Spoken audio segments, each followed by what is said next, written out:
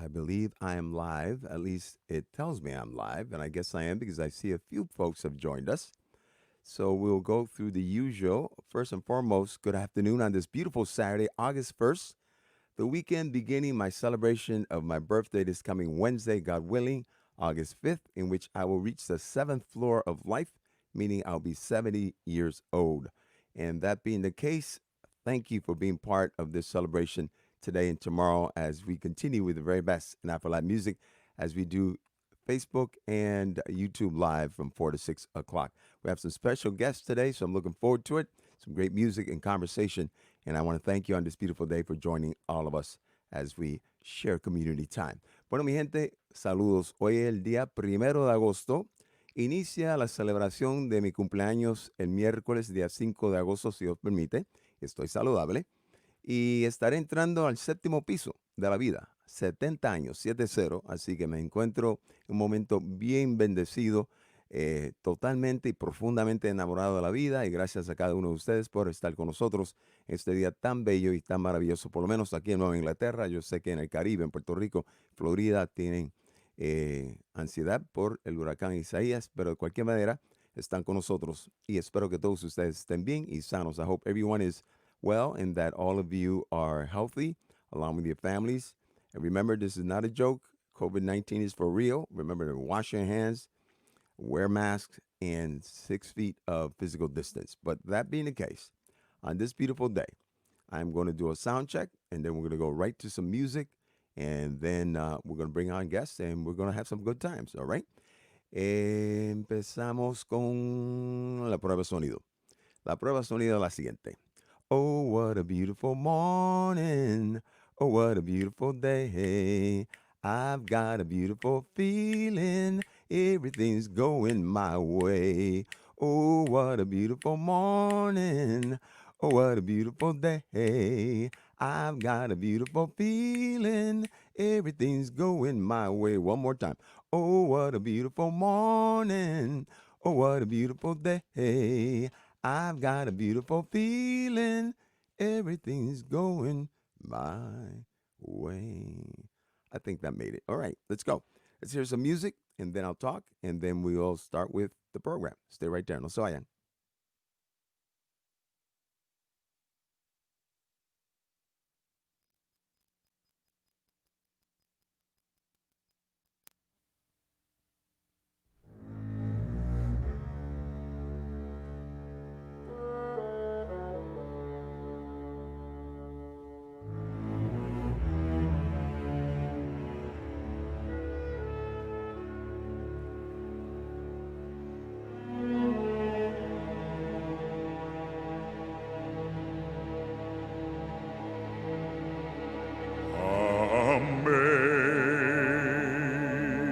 Amazing grace, how sweet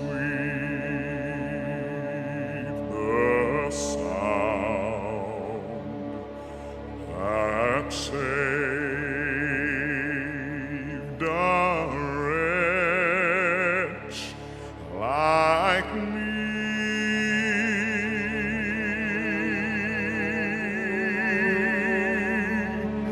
I once was lost, but now I'm found. Was blind, but now I see.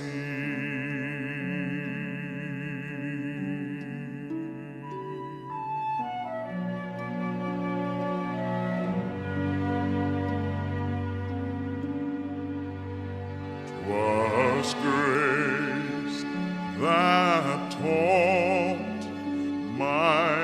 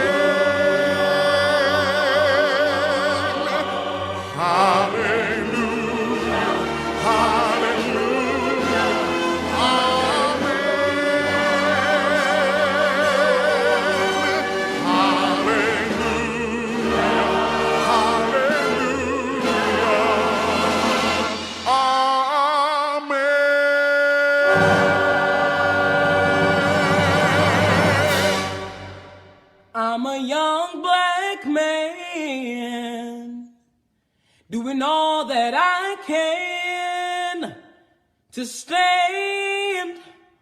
Oh, but when I look around and I see what's being done to my kind, every day I'm being hunted as prey.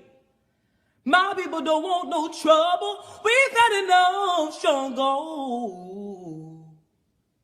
I just wanna live. God protect me. I just wanna live. I just wanna live. Everything's all right in America if you are all white in America.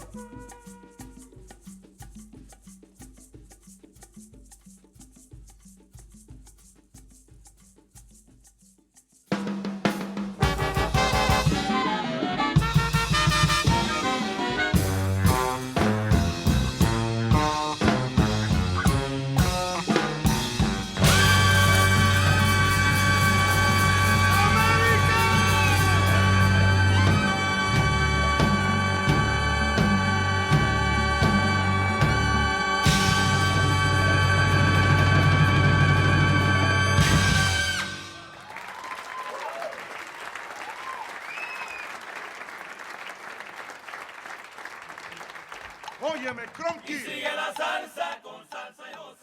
All right. I thought that in honor of the Honorable Congressman John Lewis and his passing, that we would start off today's program in which we have invited the one and only, the very talented, my dear friend Bobby Sanabria to join us to start off with his rendition of the iconic West Side Story recording America from his album that you saw there, Reimagining West Side Story. And Bobby is already backstage. I see him. He'll be joining us momentarily. And I also have a surprise guest who's going to join us. He is a very talented musician as well, great trumpet player, the son of Barry Rogers, the iconic trombone player that we've been speaking about there in the last few weeks when we had Eddie Palmieri and Reinaldo Jorge and Mango Olivera. He'll be joining us because he played with the one and only Bobby Sanabria with Mongo Sanamaria. And we're going to hear some tracks from one of the albums that Bobby recorded with Mongo when he started off after having been at Berklee College of Music. So we have a lot of music, but we have a lot of conversation. And I hope it's rich because I believe it will be. And the pedagogy, as I've said before, for Con Salsa has always been one of sharing our music as a way of making sure that we are proud of our heritage, and in particular our Afro-Latino heritage, as a way of bringing unity and at the same time showing collective strength. All of this, of course, with the idea of empowering all of ourselves so that we can have a better society and that we can do so in the right manner. So the music today will have some messages, but at the same time, the conversation will probably have just as much history and conversation that you will enjoy. Bueno, mi gente, ahí escucharon a Bobby Sanabria, nuestro invitado de hoy, quien estará con nosotros, ya lo veo a él, como también un invitado muy especial de sorpresa, Chris Rogers, el hijo del legendario trombonista Barry Rogers, quien fue fundador junto a Eddie Palmieri de La Perfecta. Chris es tremendo trompetista y estará con nosotros en breve hablando sobre experiencia tocando con Mongo Santamaría junto a Bobby Sanabria, pero también sobre Luz Soloff, tremendo trompeta. Así que si hay trompetistas que están viendo en este momento, Rafael Muriel, quien sea, ponga atención, que hay mucho de qué hablar sobre Luz Soloff. So, we're going to go to some music. Yes, this is Saturday, August 1st, starting off my celebration for my 70th birthday. Alex Rodriguez, it's good to see that you're dancing to the music. Let's get up with the one and only Mongo Sanamaria. He titles this one, Freedom. Escuchemos al gran Mongo Santamaría. La selección se titula Libertad, Freedom. Saludos a cada uno de ustedes y gracias por ser parte de la familia Con Salsa.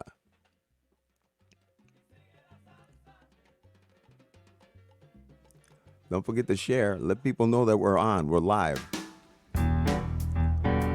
Whoa. Here we go. Ready?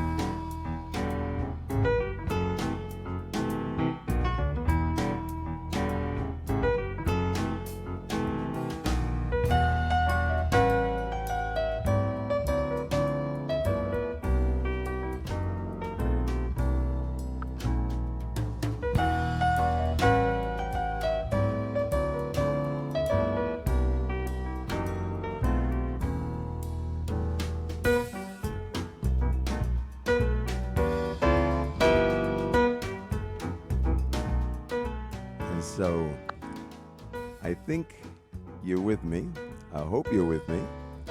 I can see you. I'm hoping you can I'm see here. and hear me, Chris. Can you see me and can you hear me? I'm here, baby. I can hear you and I can see you. Bobby's backstage. He's going to join us soon, but I want to welcome you first and foremost. Thank you on this short notice for joining me. As I told you, when I heard that album and I heard Lou Soloff do those solos, and in particular in Bonita, I said, this is crazy. This is crazy. And I knew how close he was to you to him, and how important he was in your family's life. And so I said, let me call Chris, see if he'll give me a few minutes of his time to talk about not only Lou, but also having recorded it with Mongo and played with Mongo and played with Bobby Sanabria, who's watching us right now before he comes on live. So welcome to the show. We're celebrating 45 years of the very best in Afro-Latin music. As I've told people, this is the beginning of my celebration for my 70th birthday, which will be Wednesday. And Martin Cohen will be our guest tomorrow with Richard Snyder. So we continue this celebration with some good people. And I'm just so thankful that you're here. Let me just say some things in Spanish. La persona que están viendo ahí es el hijo de esta persona. Aquellos salseros, los melómanos que sepan de la música. Esta foto es del libro de Martin Cohen, Congahead, el que tiene el trombón cantando coro junto a George Castro y también con Ismael Quintana es Barry Rogers, legendario trombonista. Conmigo se encuentra el hijo de él, Chris Rogers, tremendo trompetista.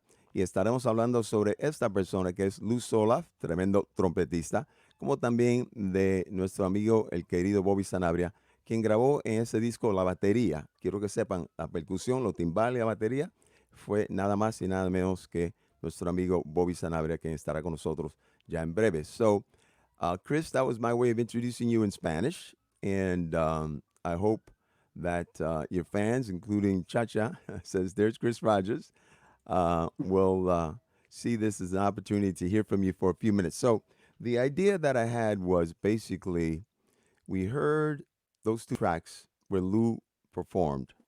I wanted you, if you'd be kind enough, to talk a little bit about Lou Soloff. But before you dive in on Lou and his relationship to your family, our guest of honor, Bobby Sanabria, played on that album, and you also played with Mongo's band with Bobby as one of your bandmates. So, share a little bit about the great, the one and only Bobby Sanabria. Yeah, well, first of all, Jose, happy birthday a few days in advance. Thank you. And it's great to see you again. The last time I think was at Scullers in Boston when I was with Sammy Figueroa. That's true. And I'm Yeah. so happy you invited me to the show. And it made me so happy to hear this music. You know, we're all sort of secluded in our pandemic, and yet I see your show and I hear the music and I feel so connected. And I see wonderful friends chiming in. I see my friend Angelina from Peru and my friend Cha Cha from New Jersey. It's so wonderful. So I thank you for having me. I Thank hope you you. can see me and hear me okay. I'm on my iPhone. I was going to be on my computer. Anyway, that doesn't matter now. Well, And they're hello to telling us Bobby Sanabria. Salsa Caliche says se ve y escucha perfecto, so they can see you and they hear you well. Así que no hay problema. Okay, Sigue por beautiful. ahí. And I want to say hi to Bobby Sanabria, my old friend. The first time we worked together was with Mongo Santa Maria, way back in 1983 when we recorded Mongo Magic on Roulette Records. And those two songs that you played featured Lou Soloff. I was in the band at the time, and I'm on most of the record. And Lou played a few solos on the record. And yes, I've had a lifelong relationship with Lou, both through my family and through my professional connections. He was also my trumpet mentor, or one of my main mentors. Gave me my first horn when I was 9.5 years old. And I have the sound of Lou in my mind, and we miss him so much. So that was fantastic to hear it. So yeah, I would like just to say a few things about Mongo and then about Lou.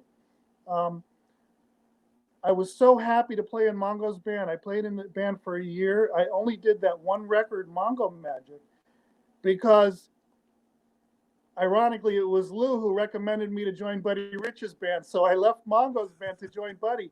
I only stayed with Buddy Rich for 5 weeks, and I Oh my God. regretted. I still regret that I didn't stay with Mongo because I know that it would have been so great. I love Latin jazz, and I I've had the opportunity to work with, many of the greats, Ray Barretto, Eddie Palmieri, Mongo. Um, but my affiliation with Latin music, of course, is peripheral. I'm primarily a jazz trumpeter, so I do regret all that time I missed with Mongo. But I did have a second stint with Mongo in 1991, another tour with Mongo, and I ended up being his pianist for 2 weeks because Eddie Martinez had to leave the band. Um, so I'm very, very deep in Latin music, and playing with Mongo was an experience that was just so incredible. And hearing that record again just brings back so many memories. And of course, Bobby Sanabria and I were on the band, and it's just so great. This is kind of a little bit of a reunion.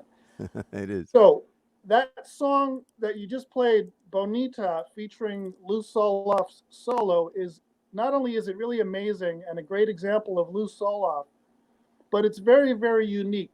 Um, Keen listeners and or trumpet players may have noticed that his sound was changing. That alternating between a Mm. regular B flat trumpet like this and a little piccolo trumpet. I don't have one handy, but basically half the size of this. And he had both horns, one in his left hand, one in his right hand in the studio. And what you heard on that track was not overdubbed. I was watching it. That was all live. And he picked up the trumpet and he played. Then there's a coro. Then he picked up the piccolo trumpet and then he played. And I don't know if anyone's ever done that.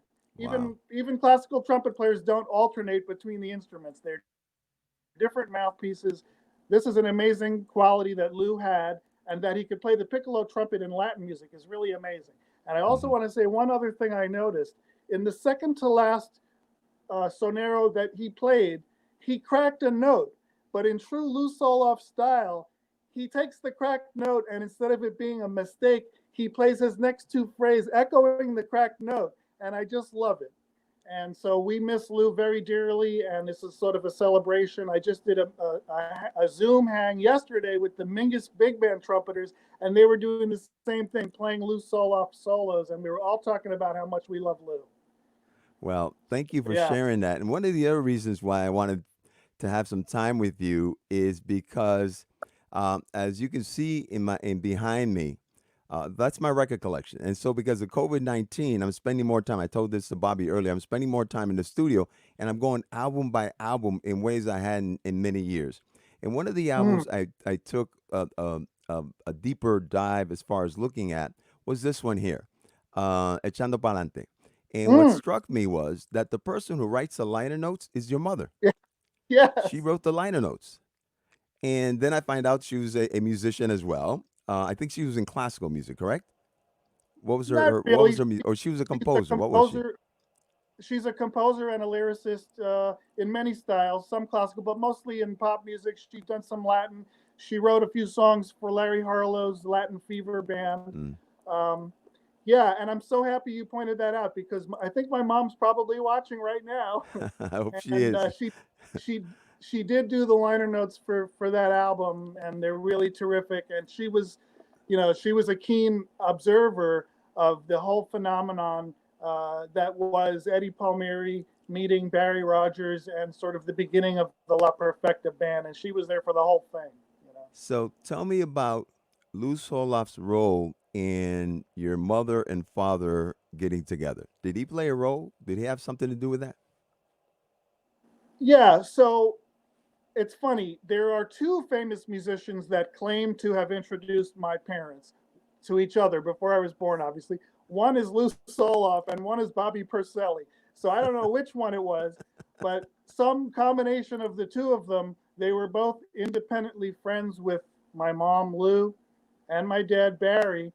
And I'm presuming this was around 1959 or maybe 1960 in the Catskill Mountains when you had Palmieri's band was there and you had um, Jewish and Italian clientele, and you had American bands, and it was all, this amazing synthesis. And somehow or another, Lou or Bobby Purcelli got the idea to introduce my parents to each other, and that's what happened. And here I You're am. the product of that. And then before we go to the track which you and I spoke of, in which you perform a trumpet solo along with Hilton Reese playing piano, Yeah. um, I read an article that you wrote, and there's a mention of a moment when you were young where you met Ron Carter Jr. Can you share that anecdote with us about how that went? Quiero que la gente, especialmente los músicos, miren, melómanos que están escuchando el show, que están viendo el show. El hijo de Barry Rogers, invitado especial y de sorpresa, nuestro invitado especial es Bobby Sanabria, que estará con nosotros ya en un minuto, pero invité a Chris por el solo que escucharon de Lou Soloff en la trompeta y el hecho de que Lou Soloff fue el mentor de Chris Rogers, el hijo de Barry Rogers, el gran trombonista de La Perfecta. Así que estamos charlando un poco sobre eso, entonces vamos a escuchar una selección musical en la cual el solo es de Chris y el piano es Hilton Reese con Bongo Santa María y Bobby en la batería. So Chris, tell us quickly about that anecdote about you meeting Ron Carter Jr. Yeah, that's really nice that you asked me that story, Jose. Well, I started my trumpet playing career as a student, going to the Manhattan School of Music on Saturday mornings, the preparatory division. And when I started it, I had never even touched a trumpet, but whatever. Lou Soloff gave me a horn, and I started taking lessons. And then, I guess by the time I was about 11 or 12 years old, I met a kid in my theory class. His name was Ron. That's all I knew. His name was Ron. And he had a trumpet case just like me. We're like 11 years, 12 years old. And we ended up meeting in the library at the Manhattan School of Music, which was a record library. And we took that album, Blood, Sweat, and Tears, featuring Lou Soloff's spinning wheel solo. And we put it on and we're all listening. And, then I said to my friend Ron, I said, hey, Lou Soloff gave me my trumpet. And then Ron says, oh, yeah? Well, Miles Davis gave me my trumpet. And then we started talking, and I find out, well, his name was Ron Carter Jr., Ron Carter's son. And it was crazy because my dad, Barry Rogers, had just played trombone on Ron Carter's CTI album called Anything Goes. So I told Ron, hey, my dad's on your dad's album, and so we sort of bonded over that. I had Lou's trumpet and he had Miles's trumpet, and our dads recorded together. And and we eventually went to high school together. And Ron Carter Jr. became a bass player. I think he lives in Boston. Maybe you know him there. But yeah, Well, that's the little story. And we that's a little bonded over story. Lou Soloff's spinning wheels. There you go. Yeah. So let's listen to the track from this album, which the band, Bobby just sent me some private chat here where he hadn't heard this in many years. And Bobby was like, wow, I forgot how great this music sounded. And so the band was Mongo on congas, Sam Furness, flute, soprano, alto, baritone sax, Tony Henson on tenor and flute, Chris Rogers on trumpet, Bobby Cuarenta on piano, Sal Cuevas was that bass player. When you hear that bass right away, that's Sal. Oh, And then it's Sal. yeah, you know it's Sal. And then Bobby Sanabria, timbales, drums, and percussion. And then Lou on trumpet on Bonita and Freedom. And Hilton Reese is the pianist on this particular cut, Piranha, which features you on pianos, on trumpet. So let's hear this. And then I'm going to bring Bobby on so we can make this conversation go to the next level of richness. ¿Ok? Vamos a escuchar ahora Mongo Santa María, la canción que viene del disco titulado Mongo Magic. Y se titula Piraña con Hilton Reese en el piano. Y escuchen el solo de trompeta de Chris Rogers. Aquí en el programa con Salsa. El nombre mío es José Masso. Hasta las 6, más o menos, quizá más, porque tenemos a Bobby Sanabria y tenemos mucho de qué hablar. Y estaremos celebrando lo mejor de nuestra música afroantillana con un toque de jazz y jazz latino para que de esa manera podamos ampliar el conocimiento que tenemos sobre la riqueza de nuestra cultura afroantillana. So let's go to that cut. Don't go away. Stay right there.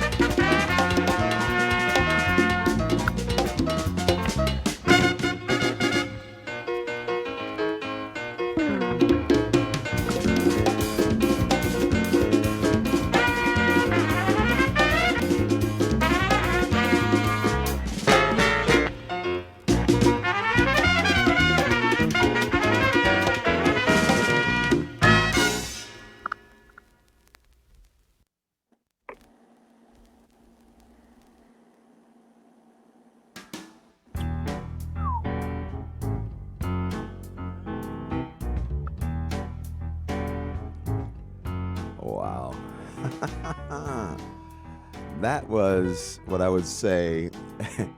I've got to bring Bobby in here because he was behind all of that great music.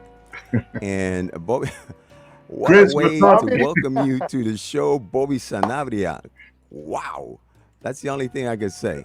Bobby, first and foremost, thank you for taking time to join me this afternoon. As I mentioned, I was going to have Chris join us for a few minutes so that way he can sort of access the stage. And at the same time, hearing that music, which, same to you, I've been hearing this album all week long, and I find so many gems in the music that I'm just like, wow, this is it. This is what music's all about. But first and foremost, Bobby Sanabria, welcome to Con Salsa. Thank you so much. And first and foremost, before I say hi to my brother Chris, I have to wish you a happy birthday. Happy birthday to you. Happy birthday to you. Happy birthday, Jose y con salsa. Happy birthday to you. Oye, man. Happy con, birthday. con clave. Y ahora viene la trompeta. O sea, eso fue con clave. I wanted Felicidades con I salsa, wanted to 45 join you, años y but I José don't Mazo, my mouth. 70 años. You'll get there. But anyway, gracias, And Bobby. and I want to say hello to my brother Chris. It was a nice surprise when you told me off mic that he was going to be on. We don't really get to see much of each other, but as I said in the private chat, I'm going to read exactly what I wrote. Man, Jose, I haven't heard those cuts in years. I'm glad they still sound great. They So do. and They're Chris classic. sounded great, and as Chris could tell you, we did that old school. Everybody was in the studio live. Marty Scheller was the producer, great producer. I learned a lot from him. And I got the opportunity on that recording not only to play drums and timbales, but I also got to play shekere, guiro, etc. Mongo didn't know I had didn't know I had those talents because they were going to get somebody else to do it, an extra percussionist. And I said, no, I could do the guiro, and all that stuff. It's no big thing. And it was really nice because while I was doing that, my then wife Evita had come to that one of the sessions, and she goes to me, you know what Marty and Mongo was saying about you while you were overdubbing the guiro and the shakers. He goes, man, this guy is really professional. So I'm so glad he's in the band. So, and I'm so glad that we didn't get to we got to spend a year together, me and Chris. It was great having him in the band. Of course, Buddy Rich calls, and how are you going to turn down an opportunity Right, to right. play with another legend like that? But I didn't know, Chris, that you only had played with him for 5 weeks. But that must have been the most intense 5 weeks of your life, So, yeah, It must have been. I So, mean, how Very was it tough. playing with how was it playing with Buddy? I mean, in terms of just being Well, were you in? it was funny playing with Buddy because at the first rehearsal he thought my name was Steve, and Oh. there was 3 rookies at the first rehearsal, and you're not supposed to talk back to Buddy, and I'm standing right next to him, and every time he called me Steve, I had to like correct him, and everyone was like, "Oh man, the rookie's talking back." I was only like 21 years old, so he would say Steve on trumpet, I would say Chris, and that happened like 3 times. So for the whole 5 weeks I was in his band, he called me Steve Chris. He would call me Steve Steve Chris. Chris. He'd introduce me to the audience. Steve Chris on the trumpet. But you know what? Buddy was cool, and I got to stand right next to him, and he was fine when I was there, and it was an amazing experience. Really great. But that was a short experience. I would have stayed with Mongo for a long time. And by the And way, I let's give credit. I know you mentioned Marty Scheller produced, but that song Piranha, I believe, is also Marpa's management. Great Marty Scheller. Yep. right, Yep. he Yeah. Marty.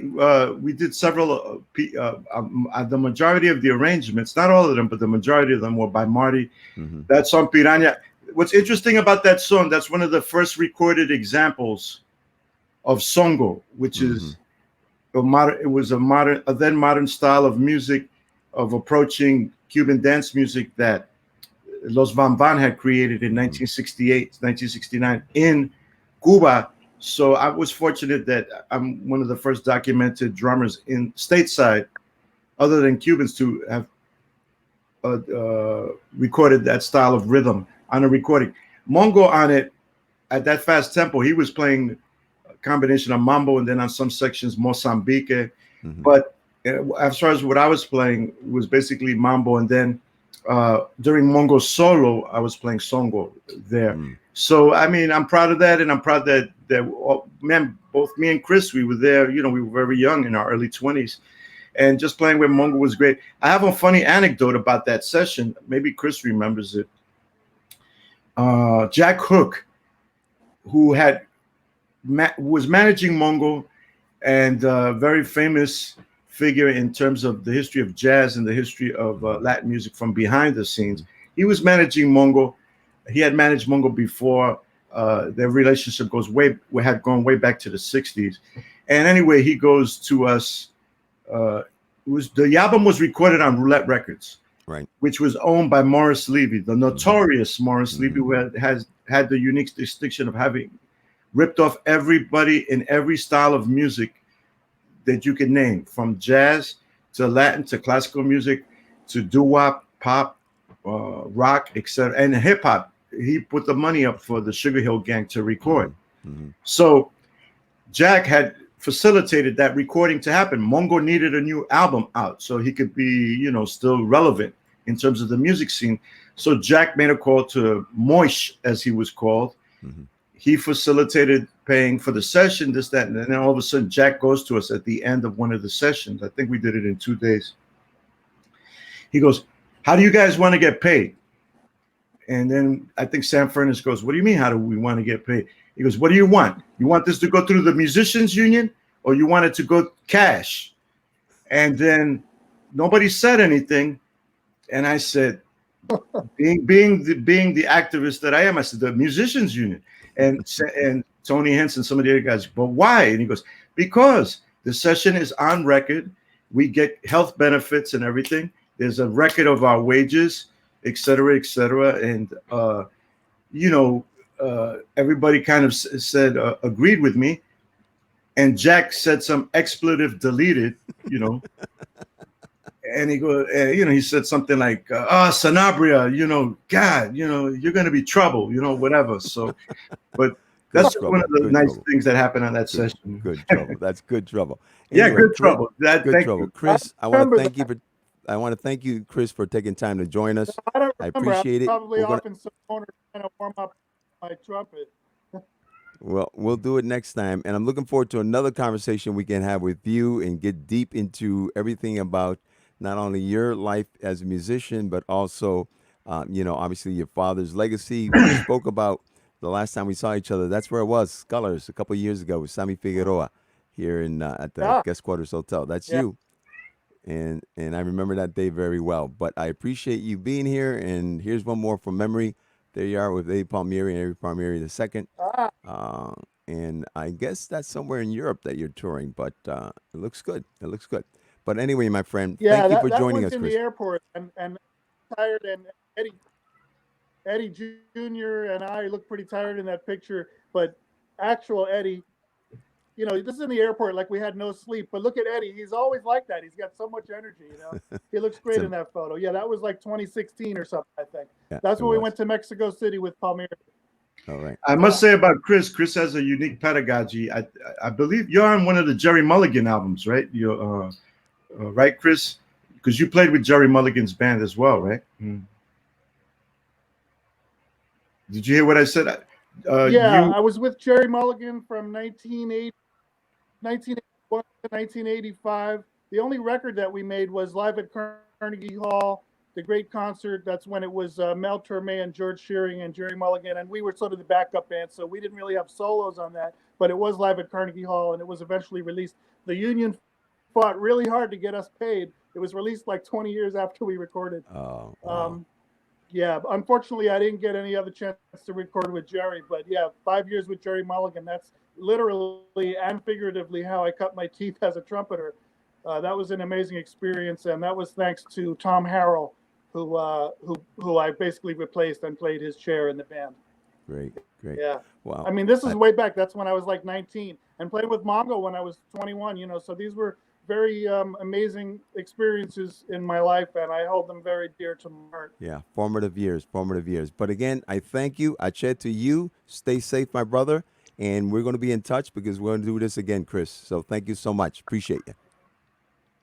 Thanks, Take Jose. care. Chris, Be love you well. madly. Thanks, Jose, for having me. Thanks, Bobby. I love you, man. Be well. Same here, brother. Bye bye.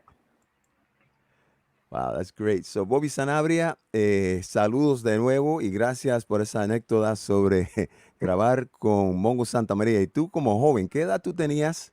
Porque cuando terminaste en Berkeley, let me see, I met you in 1975. So you were what in 75? You were 18 20, years old. I was 18 years old. 18 years old. You know what I Yeah. looked like back then? Let me show you. My son last night gave me this picture. This is my freshman year at Berkeley. That's you.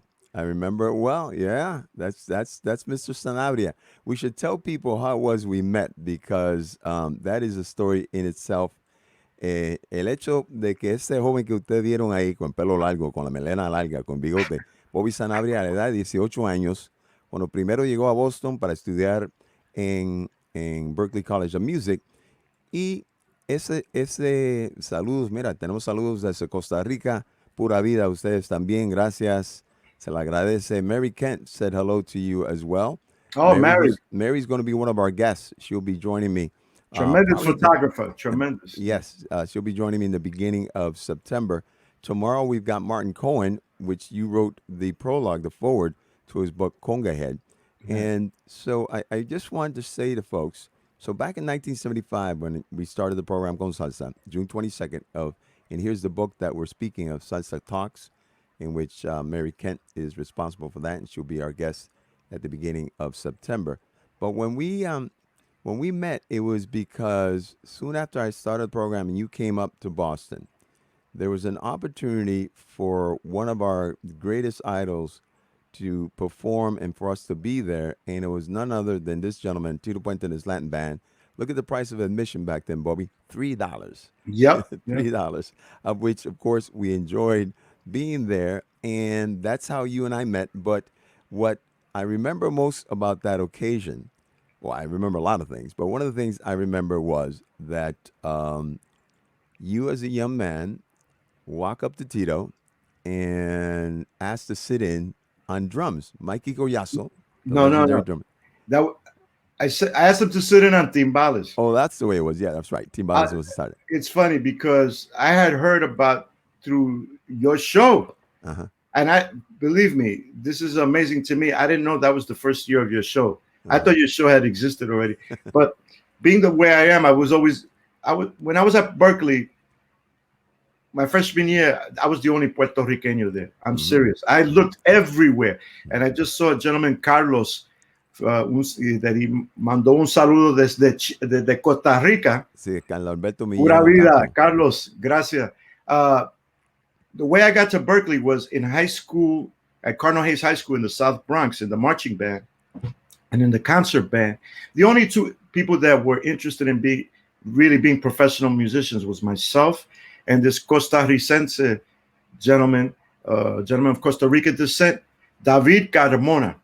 Tremendous, talented guy. I used to, every once in a while, I'd walk in early to band class to practice on the snare drum or the timpani or whatever. And David is there looking at a catalog that says Berklee College of Music. He's looking at it.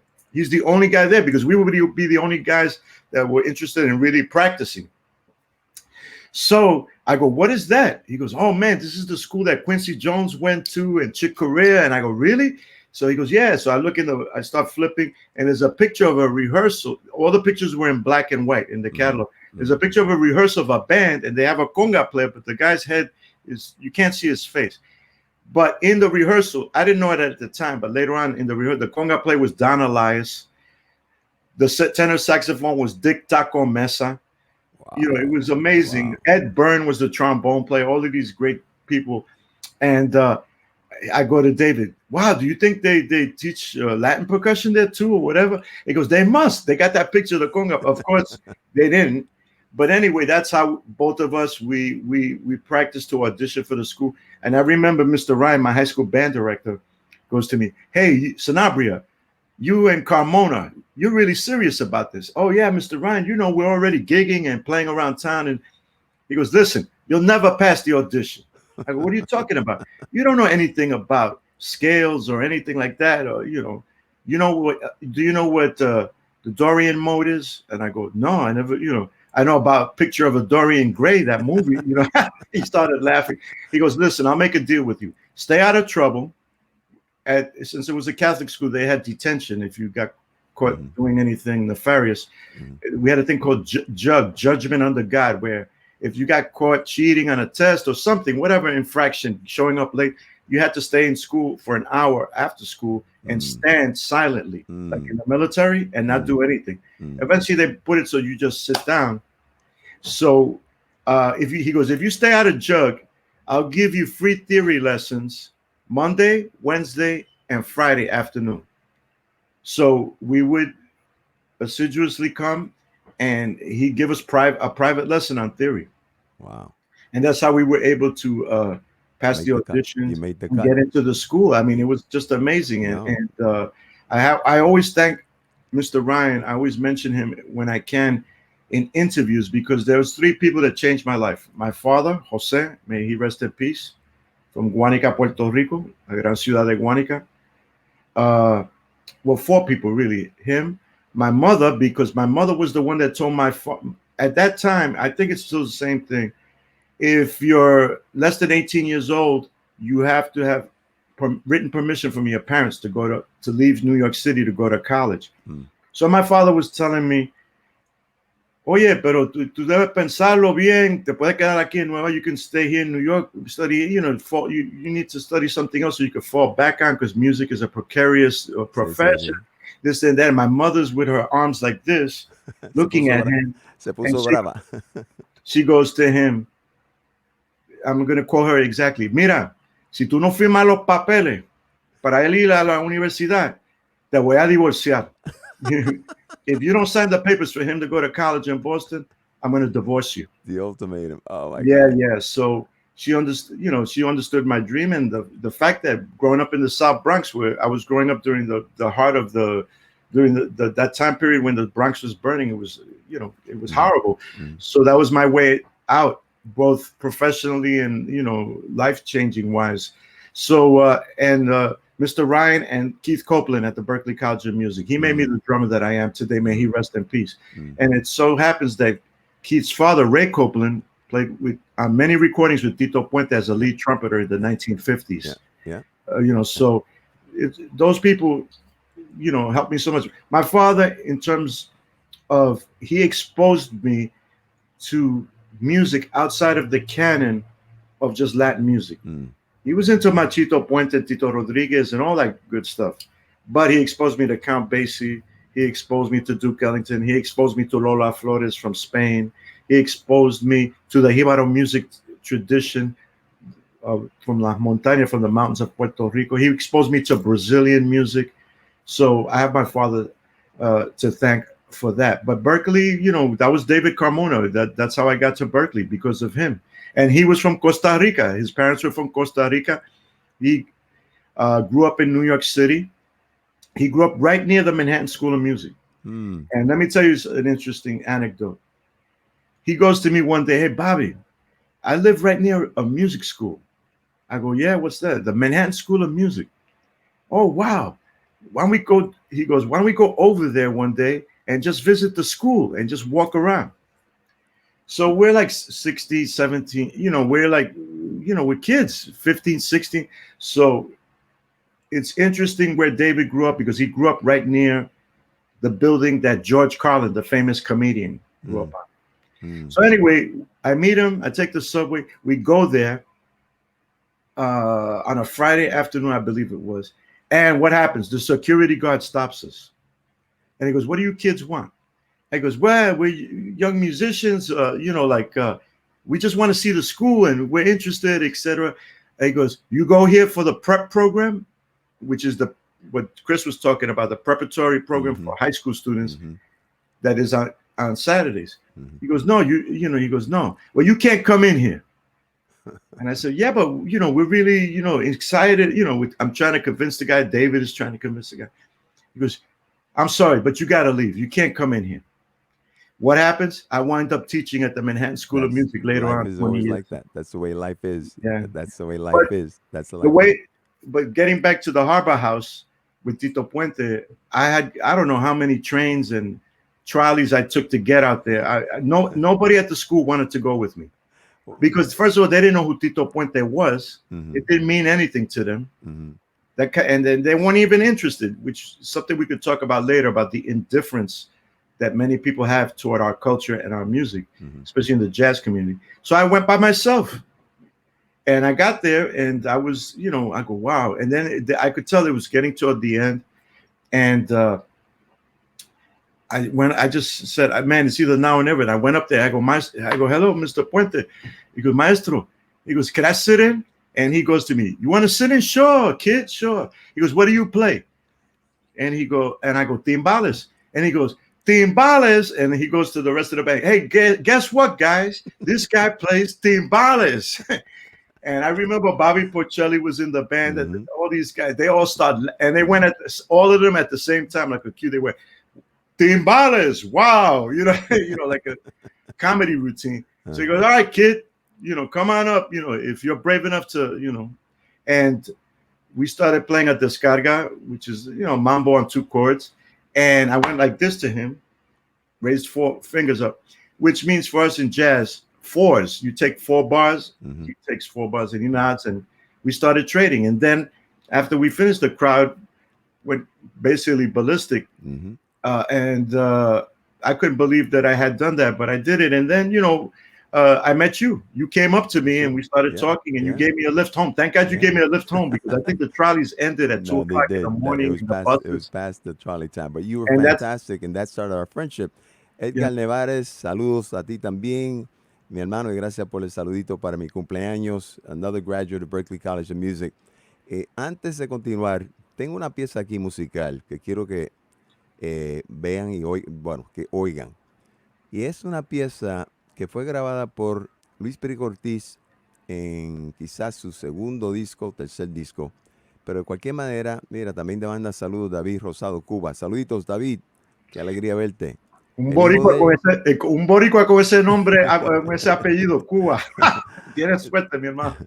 Yeah, de David cualquier manera, Perico había grabado el disco y lo grabó, yo creo que en el segundo o tercer disco de larga duración con su agrupación. Y luego graba el disco de nuevo, o la canción que se titula Todos quieren saber cómo vivo yo. Pero en esta ocasión te tiene a ti tocando batería, no solamente timbales. Y quiero que la gente oiga un poco de esta pieza musical. I'm going to share this cut with you. It's Luis Perico Ortiz, and it's from this album here.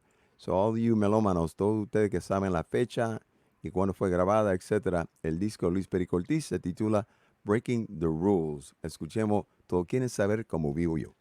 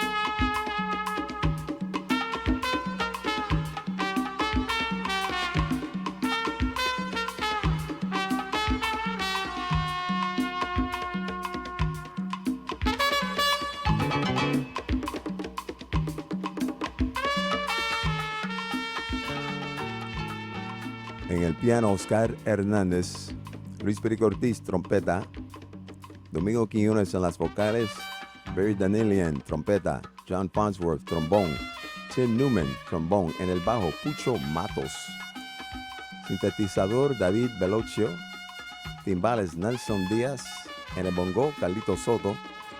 Congas, Roberto Carrero. Y en la batería, Bobby Sanabria.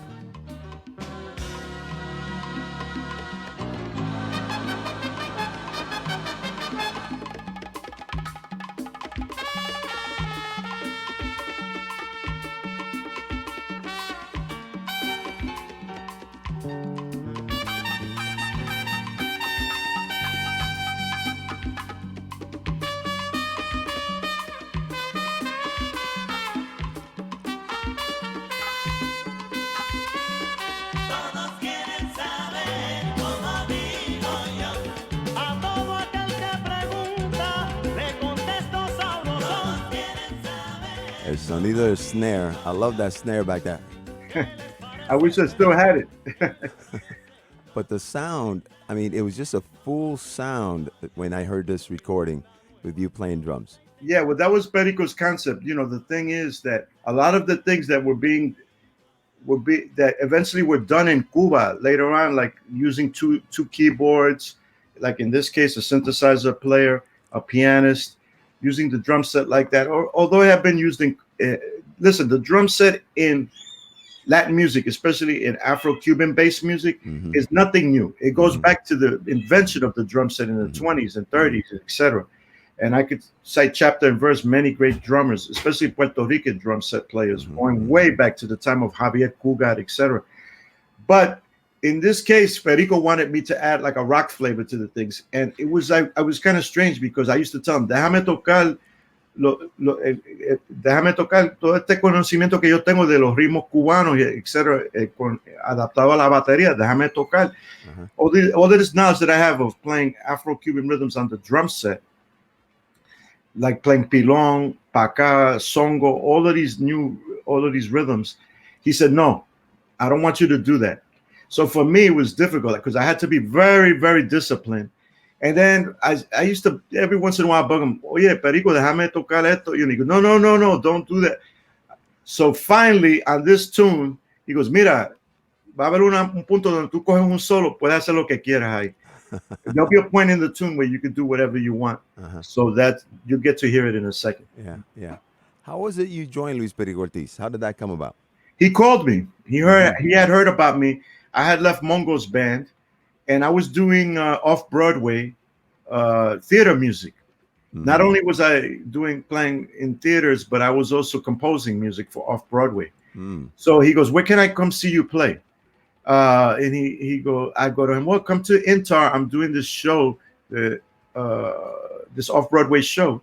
And he came to see me. He was in the audience. Wow. And because that's how I got in the band. Same thing how I got into Mario Balzar's band. He came to see me play, which is another story. Well, we're going to talk about that. Mongo's gig I got because a couple of people that he had met in Boston, like Lenny Bradford and others, had told him.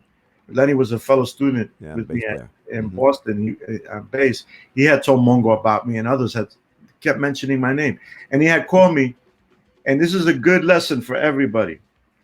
Jack Hook calls me up. Hold on a second. Yeah.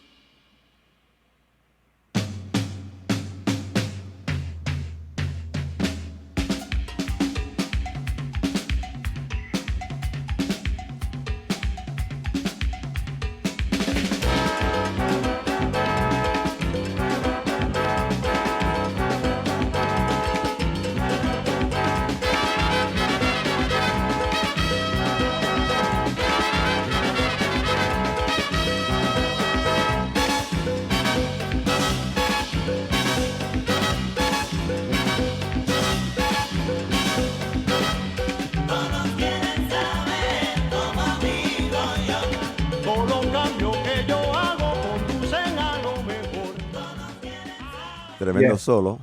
Gracias. Tremendo solo. There was more to it there, but I encourage everybody to get that album. More, y quiero saludar a Eggy Trio que está mirando ahora. Sí, Eggy, David Rosado Cuba, otro hermano de tambor que me saludó en la pantalla. all of these great percussionists from Puerto Rico, keeping the tradition of Afro Caribbean music, Afro Cuban music, Afro Puerto Rican music, Afro Dominican music, all the musics that we Afro-antillana, vamos a represent in llamar Latin como. America, but Yeah, through the Puerto Rican experience. yeah, Yeah. yeah, Yeah. yeah. So, but anyway, so una anécdota in terms of Mongo getting the gig with Mongo. Mm-hmm. So what happened was Jack Hook calls me, his manager, and he goes, "Listen, we're leaving in 2 days to go to Europe. You got your passport, right?" And I go, oh my God, in those days you could go down to the passport office in New York and get a passport in 1 day in an emergency. Yeah. I said, and I was honest. I should have told them no. I should have told him, yes, I do have my passport, but I was honest. I said, no, but don't worry, I can get it. He goes, well, I don't know. So, anyway, call me back. So I went down, stated my case. I got the passport. I called him up the next day, and he said, I'm sorry, Mongo got nervous, and I got nervous, but don't worry, we'll call you back, So I go, oh my God, man, I blew the gig. They were going to Europe. Anyway, they called me back about 6 months later, and it all worked out. It all worked out for the better. So, Wow. all you young musicians out there, make sure you get your passport.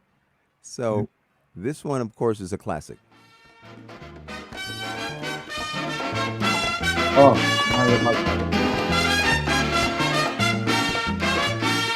that was Mario Baltar.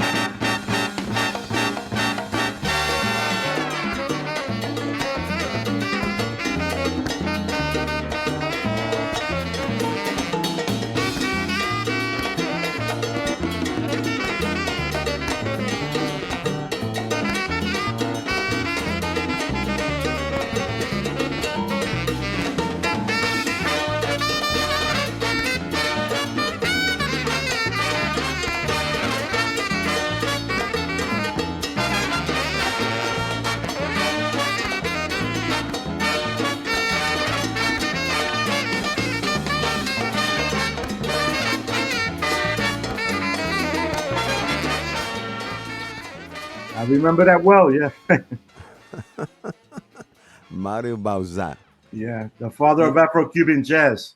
And Afro-Cuban jazz was born in New York City, not in Cuba, with the Machito Afro-Cubans in 1939. Every jazz history book says Dizzy Gillespie invented it, but even Dizzy used to say, I didn't invent anything. It was Mario Balzar and the Machito Afro-Cubans. At the Park Palace Ballroom on East 110th Street and 5th Avenue in New York City in 1939. If you go to the statue of Duke Ellington at 110th Street and 5th Avenue, stand in front of it, look to the right, you'll see what's now a Pentecostal church. But that used to be the Golden Casino, and then the Park Palace was on the second floor of the ballroom. That's where Afro-Cuban jazz, the first form of Latin jazz, was born. So es algo que we created here in New York City in a band made up of Cubans and Puerto Ricanos and African Americans at first, and then Jews and Italians came in later, et cetera, et cetera. But that's where it was born, New York City, in El Barrio. So you play with Luis Perico Ortiz, you play with Mongo Sanabria, you play with a whole bunch of people, and now Mario brings you into the fold. He brings you in to play with a group which is, iconic, right? Machito and his Afro-Cubans, but Mario Bauzat himself, whatever he puts together is going to be iconic as well. And you record 3 albums, of which when you hear them, you say, they're still so fresh. The arrangements, everything about that.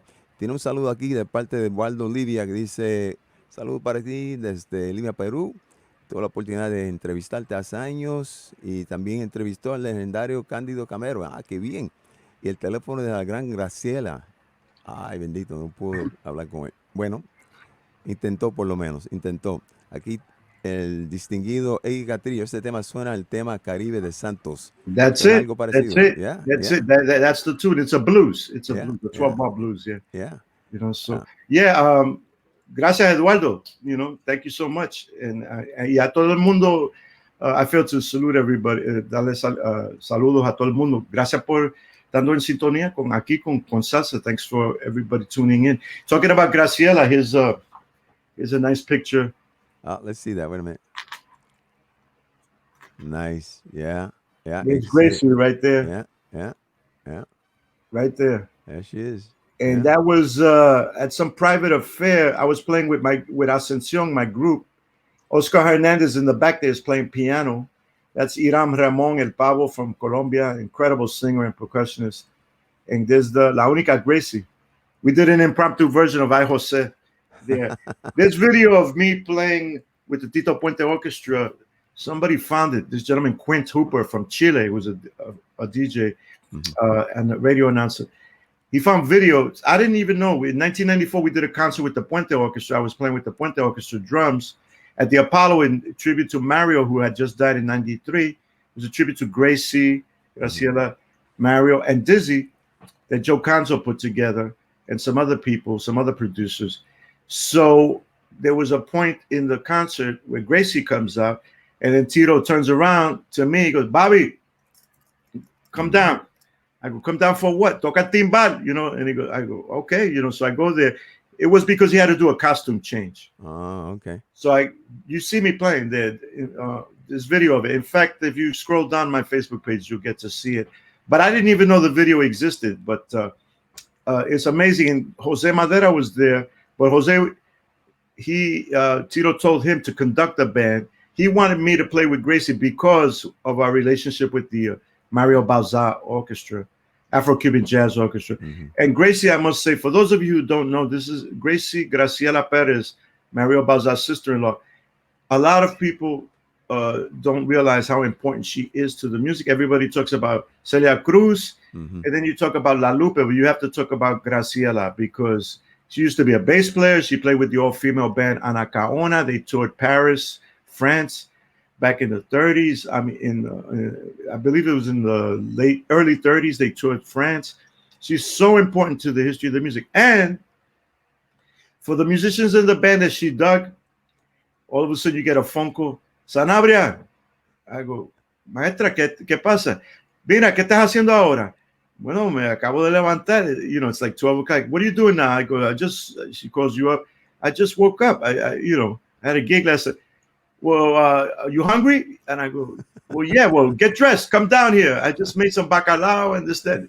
So you show up at our apartment in Manhattan, and there besides yourself, me might be Joe Gonzalez, the bongo player, Marcus Pichon, the piano, and we're there talking, and she treated us like her children, her respected sons, and I'll always be grateful for that relationship that I had with her, not just being on the bandstand.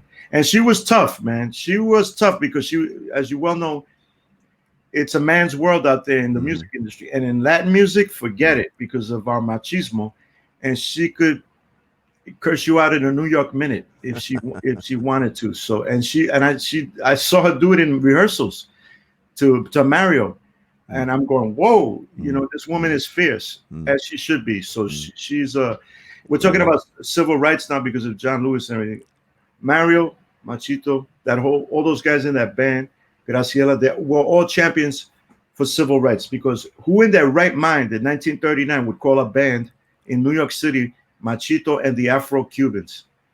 They put their blackness out there in full force. Nobody in the African-American community was doing that. Nobody. All of a sudden, these guys, not only are they forcing the African-American community to confront their blackness and their roots in Africa, but we as Latinos in New York City, you know, because I always say, it's not about culture. I'm sorry, it's not about color. It's about culture. Mm-hmm. That's why in Cuba, you go to Cuba and you'll see a guy with blonde hair and green eyes, y más blanco que yo, more whiter than me, and all of a sudden he's thrown down on the quinto, on the rumba. Or a Chinese Cubano doing the same thing, and you go, and people go, how could they do that?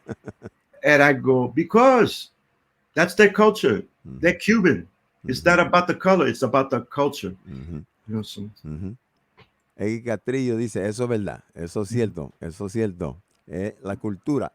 Hablando de cultura, aquí Melissa de Florida dice, love the Cita Rodriguez tribute to Graciela, que es otra manera de mantener vivo el nombre de alguien como Graciela. Aquí Ceci Johnny desde California, saluditos para ti.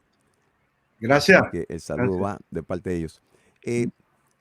Bobby, Yo he intentado durante el momento de COVID-19 pensar de qué manera podemos nosotros en este momento realzar nuestra música, aunque siempre lo hacemos, ¿no? Cada uno de nosotros, o sea, en la radio, o sea, como músicos, etcétera, etcétera. Pero yo pienso que ahora tenemos un momento bien importante donde podemos aprovechar para aquellos que estén ansiosos, no ansiosos, con hambre de aprender. Por ejemplo, yo veo el nombre de Eggy y yo veo el nombre de David Rosado Cuba y los otros que están compartiendo su conocimiento por medio de la tecnología cada semana. Tú también lo haces. You do the same thing. You have discussion percussion, where you've invited some great percussionists to spend some time with you to have deep conversation about this. And the reason I say that is because there is a TV special movie slash Palladium, the Mambo, the home of the Mambo, in which you play such an important role of bringing that history to all of us, number one. And then, of course, we have this one, which Oh, is that music you say, yeah. La Music USA. And I remember when it aired for the first time, you came to Boston and played with your band here at WGBH, and I was there with you. And Davina sends her regards, by the way. But you played a role in this as well. And I say to people, look, when you think of Bobby Sanabria, you think of him as a musician. You think of him as an educator at Manhattan, School of Music. But you have to think of him as an activist, a cultural warrior, and a historian. Because for you, like many others, our history is important. So let's talk a little bit about that. Because Bobby's asking the question here. If you can talk a little bit about Mambo USA tour, and put that in context of history. Vamos a hablar un poco de Well, historia. the Mambo USA tour was at the height of the Mambo, I believe, in 1955. Producers in New York, they wanted to capitalize on that. You have to realize that at that time, what was the number one rated show in the United States on TV at that time? The I Love Lucy show. A Cuban was the protagonist. He was also the producer of the show with his wife, Lucille Ball. People looked at us as exotic. Cuban music was definitely at its high point in terms of its mainstream appeal to U.S. audiences. And so they wanted to capitalize on that. And they put together this big tour with Machito and guest stars like Candido. And of course, in Machito's band is Graciela, Mario Balzaz, the musical director, and many others. I believe Tito Puente was involved as well. I have a copy of the poster somewhere around here, but in any way, a reproduction of it. It was an amazing thing. It was going to tour the United States. Mongo Santa Maria was part of it, the whole thing. They play in New York City first. They start off in Brooklyn. It's a big hit. Why not? New York City is the capital of Afro-Cuban based music, Right. or what we call salsa today. But I always say, when people ask me what is salsa, I says it's salsa is Cuban music played with a freaking Puerto Rican attitude. Always, I always say that. We're going to hear something like that soon. I've got New Right. York songs, so we'll talk Yeah. about that. So anyway, then they get to Baltimore, which is the dividing. Once you get past Baltimore, where are you? Mason in the Dixon is South. starting to go south. Yeah, there you go. What happens?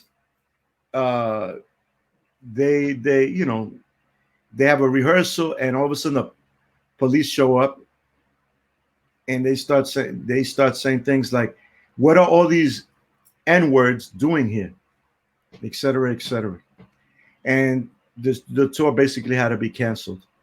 You're talking about over an entourage of close to 30 people, even more, traveling. They're spreading the gospel of multiculturalism, but the United States wasn't ready for it at that time. They could take a Cuban on TV playing the part of the buffoon, but Desi Arnaz, you have to respect him, because even though he was the butt of jokes, etc., he's the band leader in the club. He owns the club. And not only that, he has the balls on national TV at that time to sing a song for Babalu Ayer, the deity of pestilence, the Orisha of pestilence, of sickness, in what we call Santeria today, which is rooted in Ifa from Nigeria with the Yoruba people in Africa. Of course, mainstream America is like looking at the song as just a novelty song. Oh, Right. Babalu. But for we in the know that were Latino at the time, especially New Yorkers, Cubans and Puerto Ricanos, we're going, oye, este tipo está cantando una canción a un orisha. Uh-huh. Holy sheesh. How is he doing that, man? Or whatever. And he's doing it good too. Mm-hmm. You know, Mm-hmm. so of course Miguelito Valdez had done that already in Right. 1939 or Right. 38.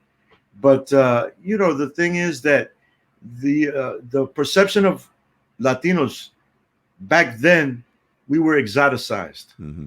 And then all of a sudden, the incredible migration of Puerto Ricanos to New York City that comes to a height in the 1950s, that had already started way, way back. Mm-hmm. You're going back to 1929. No, sorry, 1928, September 13, 1928, when Hurricane San Felipe hits Puerto Rico and devastates the island. And then the next year is the stock market crash. So Puerto Ricanos start coming in mass to New York City. And there were Puerto Ricanos before then, Mm-hmm. but this really jumpstarts it, the mass migration. So all of a sudden, what happens? We are U.S. citizens since 1917 because of the Jones Act, and they treat us like garbage. Mm-hmm. They treat us like garbage, como si fuéramos animales. Mm-hmm. And they start abusing us, and we have to form street gangs in New York City for protection. And hence, you see that portrayed in West Side Story. And So, you, of course, decide at the appropriate moment of the anniversary to reimagine West Side Story, and you do so in a way not only musically speaking, but what the message is behind West Side Story. So, in a moment, we're going to hear New Rican song from one of your albums recorded live. But I wonder, Bobby, as we go through what we go through today with the new paradigm, as I've said, the genie's out of the bottle. We're not right. going to go back to pre COVID 19, and we're not going to go back to pre George Floyd's murder. That's not going to happen. Especially because young people are going to make sure, in my opinion, that does not happen. But that being said, in context to where we are today with regards to music and our rich history of music, when you see, I went to DC last year, thanks to Alex Rodriguez and his wife. We went to see the Museum of African American History and Culture, which blew me away. Which, by the way, has a segment that includes Celia and Mongo Santa Maria within the exhibitions. I've seen that. I've seen that. But And they got so to do more. They got to do more. that's where I was getting to, right? So how do we get to what's our role? You're now doing radio. You're teaching at Manhattan. You're still performing with your big band, and you have a platform now that allows you to do so many different things. Let's share with each other, especially since we have Eggy on and we have others who are part of our nucleus, part of our ecosystem. What are your thoughts as to where we need to go and how do we go about doing it? Well, at this point in my life, I'm And before you 63. answer the question, hold on. Yeah, Excuse me. Pardon the interruption. Below sure, me. sure. Listen to this.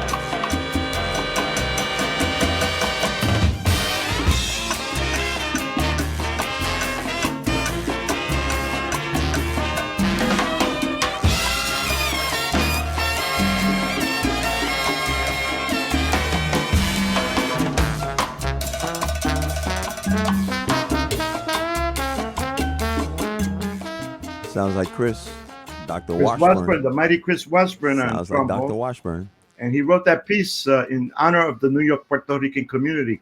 It's called New York Rican Song, but song is spelled S-O-N, like, and And so New York Rican son. I'm a son hmm of Puerto Ricanos in New York City. Yeah. Well, I mean, listen, in context with everything that's happening now, at this point in my life, I mean, I've always been battling. People have asked me, when did you start activism? I said, man, the first week I was in first grade at Immaculate Conception School in the South Bronx. I go, how is that? He goes, man, all these guys were in the cafeteria during lunch, and they were all laughing. So I come over and I go with my tray and I go, hey, what are you guys laughing at? You know, and no, everybody got quiet. And then all of a sudden, yeah, what's happening? You know, and he goes, one guy who was Italian American goes, we're laughing at you, you stupid spick. Just like that. I go, you guys are stupid and this and I'm looking at. That's the first time I ever heard that word. I didn't know what it meant, but I knew it was bad because the way he was saying it very aggressively. Right. So I just looked. I just like I was frozen, and I said, I'm stupid. I speak 2 languages. How many languages do you speak?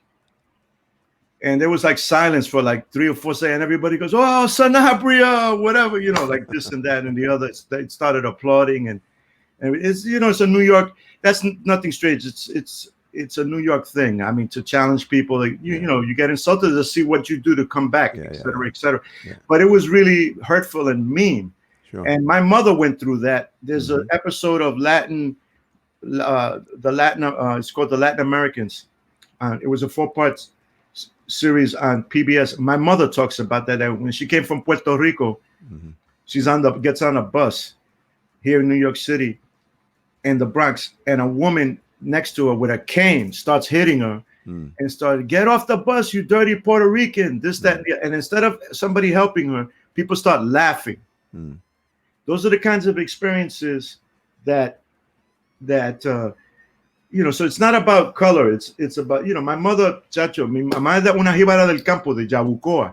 She's from Yabucoa, Puerto Rico. She's from the barrio Jacanas, way up in the mountains and everything. And she's very light skinned or whatever. So, but they knew somehow she was Puerto Riqueña. Probably, you know why? Because she was dressed elegantly and with class. I would imagine. Imagine. So she had to go through that. I had to go through that. So I've been an activist ever since that time period. And la cosa es que hoy en día lo que tenemos que hacer, what we have to do today is pelear y luchar. We have to fight for righteousness. And that goes across the board in terms of we being musicians. I'm tired of jazz musicians saying that Latinos getting into jazz. Wow, what a hip thing. Latinos finally getting into jazz. What are you talking about, man? If it wasn't for us, jazz would never have even been born. There were Puerto Ricans, Cubans, Dominicans, Panamanians in New Orleans back in the 19th century. Why do you think all those rhythms like La Habanera, the Tresillo, the Clave, you hear them all in New Orleans, marching cadences and all? Jelly Roll Morton said to play jazz authentically, you have to have the Spanish tinge. When he meant Spanish, he meant the Caribbean tinge. There were Mexicans in 1884, the 7th Regimental Cavalry Band that came from Mexico to New Orleans to play at the World's Fair, the World's Cotton Exposition, and they exposed New Orleans musicians to incredible, you know, music. I want people to hear this. Give me a second. Hold on. Dr. Chris Washburn, trombone. Yeah. Cuban music with a New York attitude.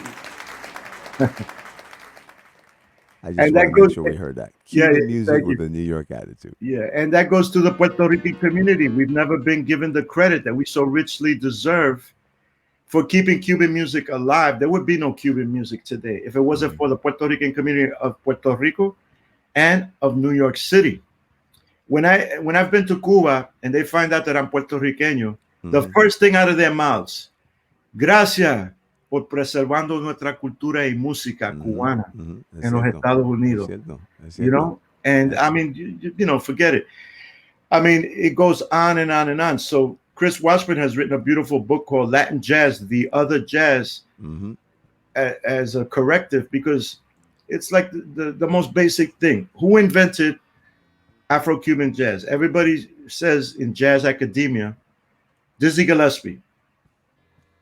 First of all, they leave out Chano Pozo's name, who was Cuban, but it wasn't them. It was the Machito Afro-Cubans. How come they can't say that? How come they can't say it's Mario Balsa? Why? Because we happen to be Latino. Oh, they're not sophisticated enough to invent anything, you know?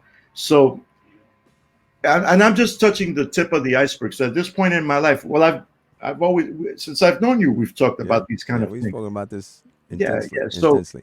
So But it's this is nothing new. There were Latinos in there were 18 Puerto Ricanos in the Harlem Hellfighters mhm, U.S. Army Regimental Band that went to Europe in 1918. There were 44 members that went in the band. 18 of them were Puerto Ricanos, and they exposed African American culture through ragtime music in a marching band context to European audiences. And guess who was in that band?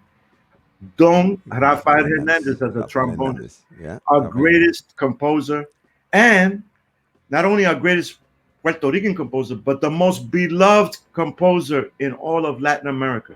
There Hmm. isn't a place in Latin America that today isn't playing something of Rafael Hernandez. For sure, So for these sure. are the hidden truths that we have to get out there and talk about and not be in this subservient position Hmm.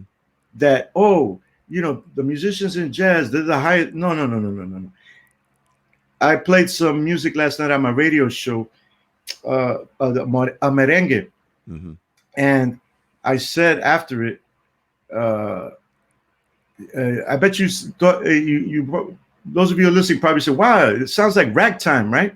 I goes, Right. "No, no, ragtime sounds like that, You because reversed it. there were Dominicans, Puerto Ricans, Cubans, and Haitians in New Orleans in the 19th century, and that's the root of ragtime, the syncopated bass lines, all of Hmm. that kind of stuff. Hmm. So we are part and parcel of the jazz continuum. We're not this separate thing. We are part of it. And if it wasn't for us, jazz would not exist today in any shape or form. So don't believe the okey doke that you saw with those 18 hours with Ken Burns. Oh boy, let's not go there. The reason, But we need to. Yeah, we need to yeah, call it the out. We need to reason, call it out. the reason this happens is because historians look at the history of this country in only two ways: black and white. And there's brown, tan, red, yellow, all of that. And we represent all of that. So to ignore us and our contributions is first indifference to us.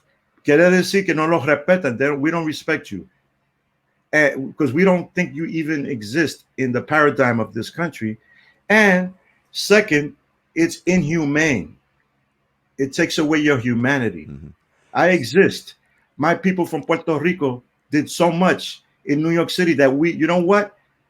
We transformed New York City into una caldera, a cauldron of rhythm with our music, our culture, our dance, our food, our poetry.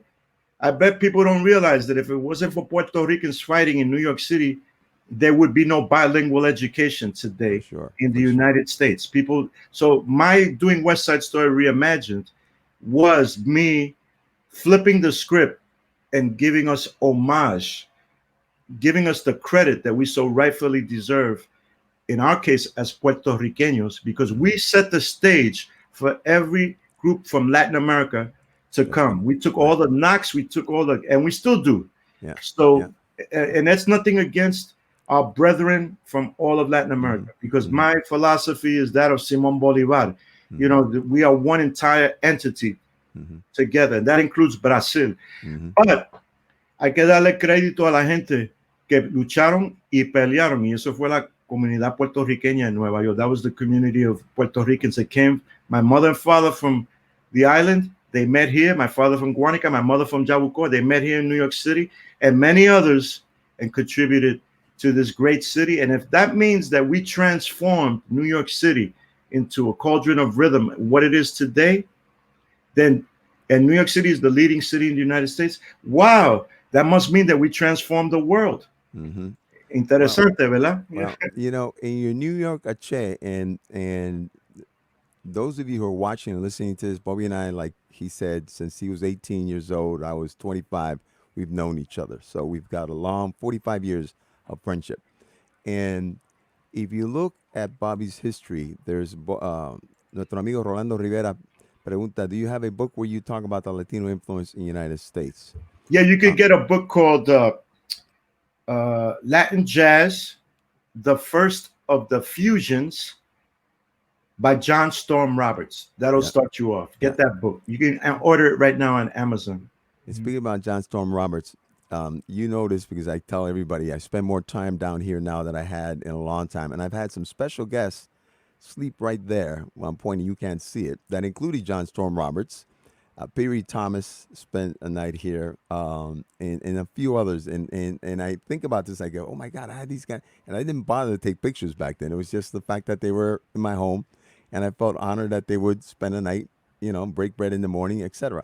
But what I wanted to say to the people who are watching is John Santos in the West Coast and you and a few others, make sure that every time you put together an album, a CD, it's not just the music, it's the historical context and information that enriches the album. And I remember on this album, let me see if I put this up for people to see. This one here, I hope I did. This one. In Oh, your New York liner City, notes, yeah, yeah, that was your first one, remember? yeah, And yeah. and I don't have it in front of me, but I remember the liner notes were something along the line. It starts off something along the lines of, "To know your ancestors is to live forever." A Congolese proverb. I think it was something Right. like that, Yeah, right? that's it. That's it. Yeah. To know your ancestors is to live forever. And I share with people my favorite African proverb, which is, "Until the lion tell the story of the hunt, the hunter will always be glorified," which Right. basically is it's important for us to be the lions. That's why I call you a lion. I call Martin Cohen a lion, Richard Snyder a lion, and others who are out there, Mary Kent, etc. Because it's upon us telling our story as lions that people will then acknowledge and recognize and get the other point of view that is not Eurocentric, um, and that it will put people in the right place. So, for instance, I'm going to go up a bit because I'm going to share some of the things that people are saying here. So, you were talking about jazz Wanti Sol, right? With Duke Ellington, the role he played. Um, we have here, There's many, many others. oh, yeah. Chacho, es increíble la cantidad de músicos latinos que han contribuido a la historia de jazz. It's Hmm. amazing. It's just simply amazing. I mean, there was a guy, Louis King Garcia, used to Hmm. Puerto Rican, used to play trumpet with Woody Herman, I mean, with Benny Goodman at times. I mean, that's just another example. Hmm. Uh, I mean, what can you say? I mean, Yeah. And so I say that because I think, when I think about you, and I've told you this offline, for the most part, we think of drummers, young people immediately think of Tito Puente, think about timbaleros. We think about the people who play in Latin percussion. And the subject matter tomorrow is really going to right, be right, around right, Latin right. percussion because we have Martin Cohen. But, I remember in high school going to Casa Margarita in Atorrey to see drum clinics, to see Joe Morello, to see, Right. Louis Hay. I mean, just to see all those great drummers. Well, Alfredo de los Reyes, he did a drum clinic with Joe Morello as well. To see drummers, not timbaleros, not congueros, but trap set. And that was because Right. I was in love with Gene Krupa. That was basically Gene Krupa was like my idol. I said, like, holy cow. You and In your Tito Puente, yeah, yeah. He and, loved Gene Krupa as well. Yeah. and in your case, you sit down and you play drums. But when you sit down and play drums, you have drums, a trap set with the tom toms, cymbals, hi hat, snare, Right, right. timbales, and Latin percussion, and you're doing everything at the same time. Let's talk a little bit about that mindset of being able to play traps and do the Latin percussion. Well, again, I'm not the first to do it. Many Hmm. people have done it before. You mentioned the great maestro Wilfredo de los Reyes, who might even be watching right now. He's Hmm. in California. We frequently speak. Uh, but really, and there were many others in California as well, doing it, Mexican American drummers, percussionists. But the thing that makes us special is that not only we're drummers, we have that uh, dominion of the drum set, but we're also percussionists as well. So Hmm. when I'm playing the drum set with my big band, the Multiverse Big Band, and he and we get to play. And if I'm playing a mambo oriented type of thing, I'm not thinking like a drum set. I'm thinking like a timbalero. I have all that Hmm. vocabulary inside of me, and I should, because that means that, because that's my function in the band in that moment, in that genre of music. So, but the prototype of what I do today and many other great drummers that are playing in the world of jazz today that happen to be Latino is a Puerto Rican, Mm-hmm. William Correa, Mm-hmm. Willie Bobo, Willie a New Bobo. York Rican. Willie Bobo. And if you don't believe me, get the album Inventions and Dimensions by Herbie Hancock. When that album came out, I believe it was 1964, people thought, and I've talked to people like Charles Tolliver and many others in the jazz community, man, everybody thought it was Philly Joe Jones Mm-hmm. playing the drum set. Because on that album, the opening tune, Jackrabbit, Willie's playing the timbales, Osvaldo Chihuahua Martinez is playing the congas, which is another interesting thing because a lot of people just looked at Osvaldo Chihuahua Martinez as just a charanga timbalero. Nobody knew he could play congas and Mm-hmm. shekere and all that stuff. Uh-huh. So people tend to look at us in a myopic kind of way that we're not versatile. But in any case, uh, the story goes, and I asked Herbie Hancock personally, how did you get involved with Willie? I says, I wanted a drummer for this album that I was doing for Blue Note, my first album on Blue Note. And I wanted somebody that could be versatile. And I asked Miles Davis, and Miles Davis said, get Willie Bobo, Mm-hmm. who is a native New York Rican. Mm-hmm. Willie Bobo is an extension of Tito Puente. He was like 10 to 15 years younger than Tito. So Tito's influences were big band swing in the 20s and 30s. Willie Bobo's influences are bebop, Mm-hmm. more advanced form of jazz harmonically. Not that Tito didn't embrace that as well. He did, especially from a writing standpoint. But the people that Willie hung out with, people like Roy Haynes and Mhm. Max Roach, etc.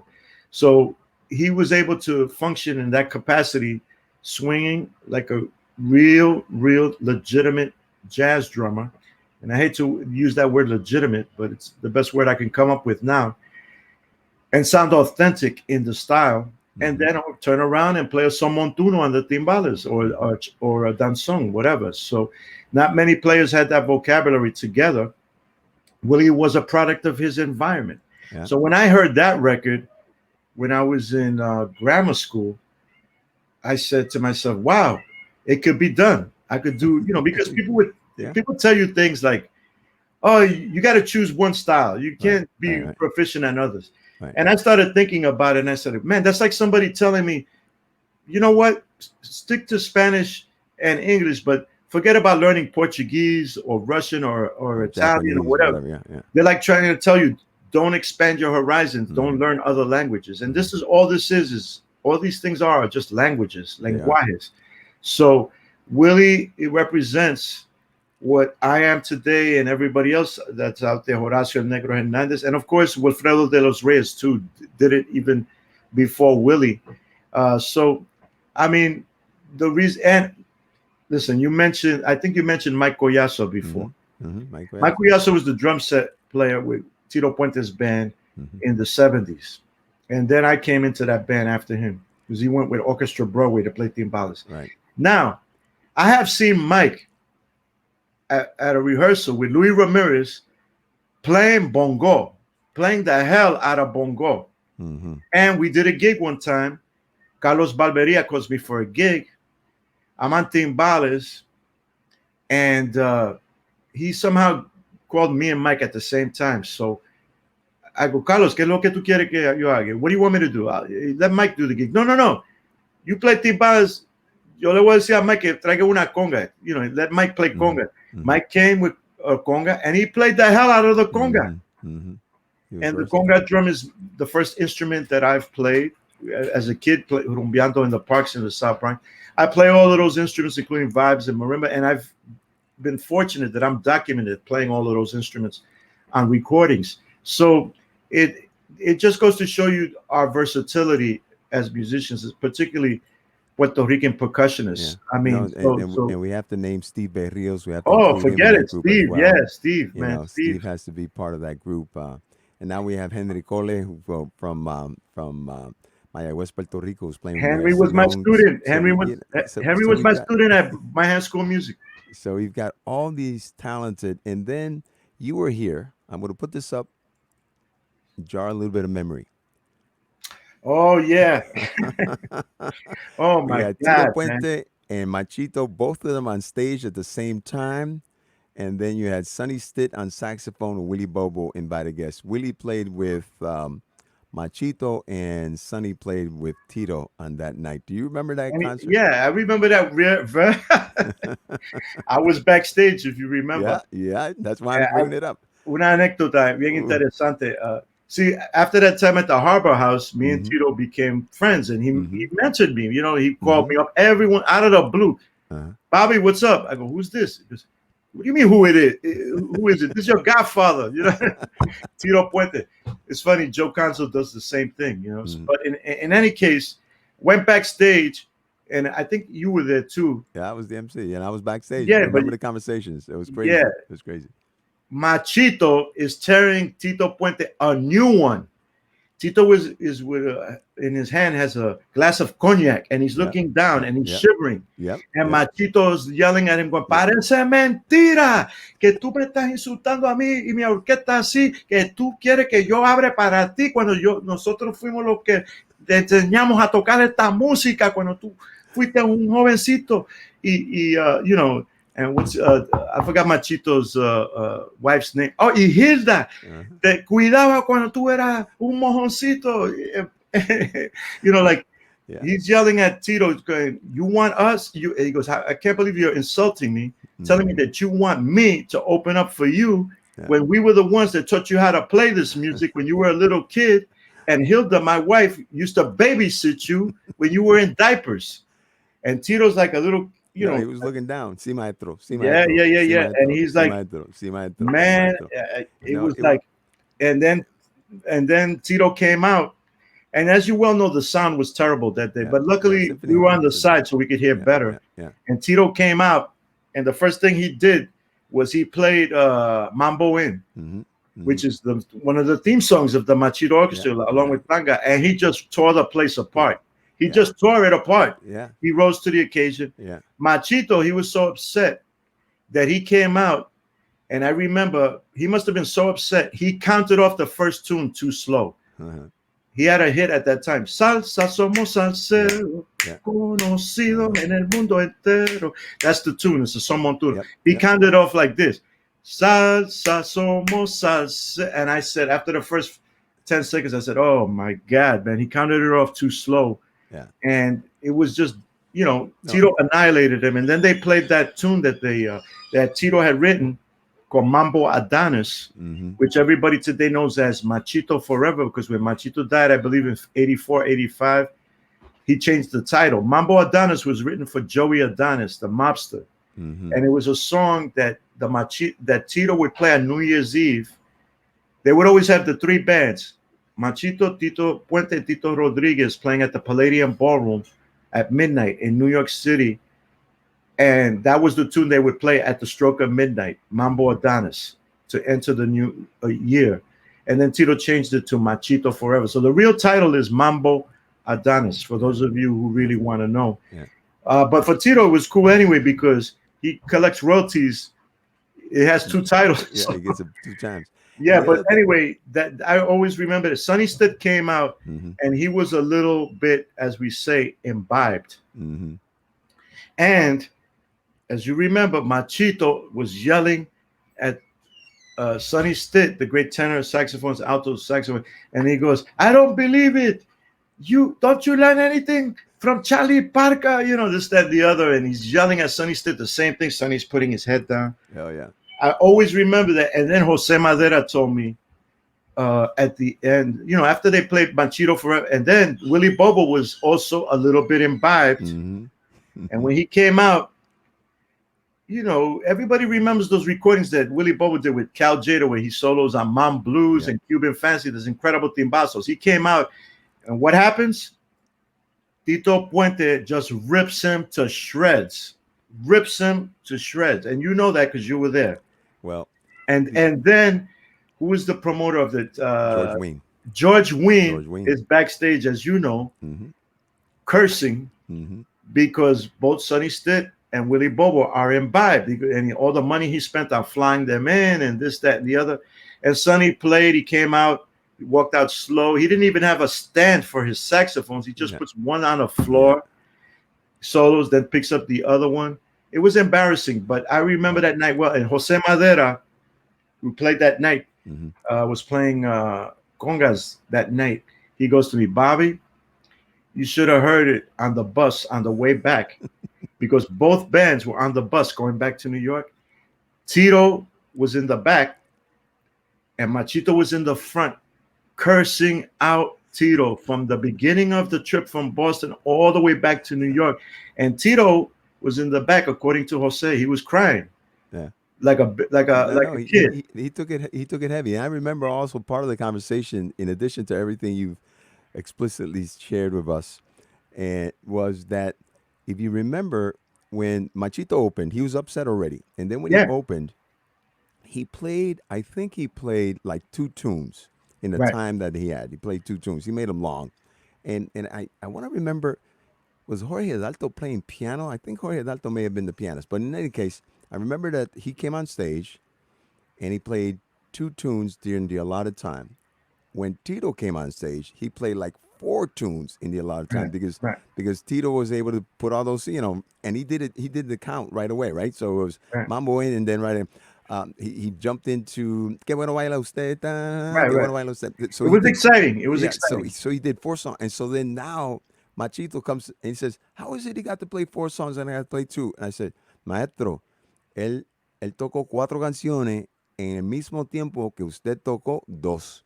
No, no, no. Él tiene que tocar la misma cantidad que yo. Pero Right, maestro, es el mismo tiempo, no es la cantidad de canciones, es el tiempo. No, no puede ser. He was so upset. And then the other piece was, if you remember, it's in the Boston Globe article. Bob Blumenthal wrote the review, and he titled "The Battle of the Bands" is what he titled it. right, right, right, There was smoke that was coming from the back, from the spotlight. So we had a moment where I had to ask everybody from stage. They told me, "Look, there's a fire," and I said, "What do you mean there's a fire?" They said, "Well, we don't know if it's a fire, but there's smoke coming out in the back. You're gonna have to ask people to quietly and orderly get out of the hall. This is Symphony Hall, 2,700 people, 2,600 people in the hall." And I right. remember coming on stage and asking people to quietly go out. I don't want them to panic, et cetera, et cetera. So they go out. And I took advantage of that time to talk to, who was it? So it was Machito's wife, and it was the daughter, Paula. Paula, que la hija, ¿no? Pablo said, yeah. Paula. His And so daughter. then, I spoke to him. And then when I came back up again on stage, we welcomed everybody back. Thank you. It's gotten taken care of. Ladies and gentlemen, let's continue with the show. And we're going to continue with Machito. But before I introduce Machito once again, I want to say hello to his wife. Will you please stand? So his wife stood up. And we got to make sure that you understand that that young lady who's singing there, that's his daughter, Paula. And of course, people plotting. And then I remember when I come off stage and I go back, George Wein says, "What are you doing?" I said, "I need to calm this guy down. Don't you see how pissed off he is? I got to do Right. anything and everything I can to give him props because right now he is not in a good mood." And he says to me, "Okay, okay, okay. You handle it. You handle it." And it was George Wein basically, scolding me because I was doing something out of the ordinary. But I remember that night because it was very special. The same way, I remember when you were Mario Bauza, and it was a twin bill for the Boston Globe Jazz Festival, Right. and it was Mario Bauza and Eddie Palmieri at the Ciclorama, And at that time period, um, Natasha was doing a very special program for PBS about Mario Bauza, Right. and I they were remember. filming everything of that nature. And I remember, again, I was part of the production and the MC, and I brought Mario out, and the crowd was younger, much younger, and they were more like a Palmieri crowd. And they were tepid in their applause for Mario. And then when Eddie came out, everybody was going crazy. And I remember Mario was feeling really bummed out. He was backstage, like down, like he had like his career was over. And then the next time I came on stage, I remember sort of like doing a quick history lesson about Mario's Bazaar Right. place in our history and how Right. he deserved, and people then understood why he was so important in the music, and then it turned things around. But I want to take a moment as people are watching this stuff, is because you played with Mongo Santa Maria. You obviously were in the grace of Tito Puente and his big band and all those great musicians that were playing during that period of time. And you spent more than 3 years with Mario Bauza, which is I, like I it's like, spent I spent almost 10 years with there Mario. you go, 10 Yeah. years with El Maestro. And I remember, I'm going to bring this up once again for people to see. This particular day, we were at the Strand Theater, And the maestro before the concert gave a lecture, a free lecture on the history of the music of which you participated in. And I was saying, this is the way concerts should be from now on. It should be that when we have people like that, we got to take advantage of them and Yeah. just listen to them, share their history and share everything that their knowledge. We've got to document this because if we don't, we're going to miss it. And I'm still waiting for the day that we have a Mario Bauza road, street, avenue, place, something in New York. It could be the address of his apartment where he lived in for so many years. It could be this 944 one. Columbus Avenue. Yeah. Yeah, 944 Columbus Avenue. I'm waiting for that. I'm waiting for the Jerry Gonzalez, Andy Gonzalez Right. Plaza, whatever it is. We need to acknowledge our great cultural warriors and musicians because it's important not only for our generation but the young generations to be able to understand that these people deserve this kind of acknowledgement and recognition because of who they are and what they've done for our culture and for our music. And so I know you're one of the guys that does that kind of work down there. And anything I can do from my end up here, Bobby, count on me, cuenta conmigo, Seguro que sí. organizamos, hacemos lo que sea necesario para que se dé el día cuando podamos celebrar, igual que tenemos Machito y Tito Puente, que tengamos a Mario Bauzá y Jerry González y Andy González, etcétera, etcétera, etcétera. Yeah, it's right now the last thing that I was involved in, and my wife Elena, we were involved in the great Elena Martinez, who's one of our greatest folklorists and cultural anthropologists here in the United States. We were instrumental along with Larry Harlow, Henry Medina, uh, Jose Mendez, who we affectionately call Don Yello, Mm-hmm. Ralph Mendez, in getting a street name for Arsenio Rodriguez Mm-hmm. in the South Bronx, near where he lived, near Prospect Avenue. Prospect Avenue, a lot of people don't understand. In the corner of Prospect, Westchester, and Longwood Avenue, there's a record store there called Casa Amadeo. When Mike just yeah, Mike just reopened. Yeah, we got a street naming for him. Mike Amadeo is a great composer. He's the one that composed Que Me Roden en Vida for El Gran Combo, De Ti Te Pende for Hector Lavoe, and many other songs. In terms of the history of guarachas and boleros and son montunos. And his father, Tite Amadeo, was another great composer, los dos puertorriqueño. And then I was instrumental getting that street name for him as well. Prospect Avenue was interesting because a lot of black Cubans lived there. Mm-hmm. And that's where El Club Cubano used to exist on Prospect Avenue. A lot of old tobacco workers that had moved here to New York City founded the Club Cubano, and also, that's the legend goes that's where Mongo Santamaria first rehearsed Watermelon Man. That's the legend. But there were a lot of Cubanos living in the Bronx, including Mongo Santamaria and and they used to go to Arsenio Rodriguez's house in the Bronx to rumbear, and Ray Barreto talks about that. Yeah, Ray Barreto talks about that. I want people who are watching, la gente que está mirando, y gracias aquí. Mary pregunta qué año fue el concierto de I think it was 1979, if I'm not mistaken, Mary. That's when we did it because I just started the show in 75, so it was around 4 years later. And that was the beginning of my doing concerts at that level with the Boston Globe Jazz Festival. And then Chris, who of course was with us, says it's great stuff. Eggy, our dear friend, estas son las tertulias que a mí me gustan. Gracias a los dos, gracias a ti.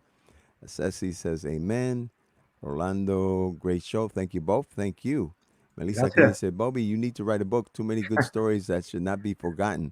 Well, imagínate the ones that I can't tell. But but the thing is that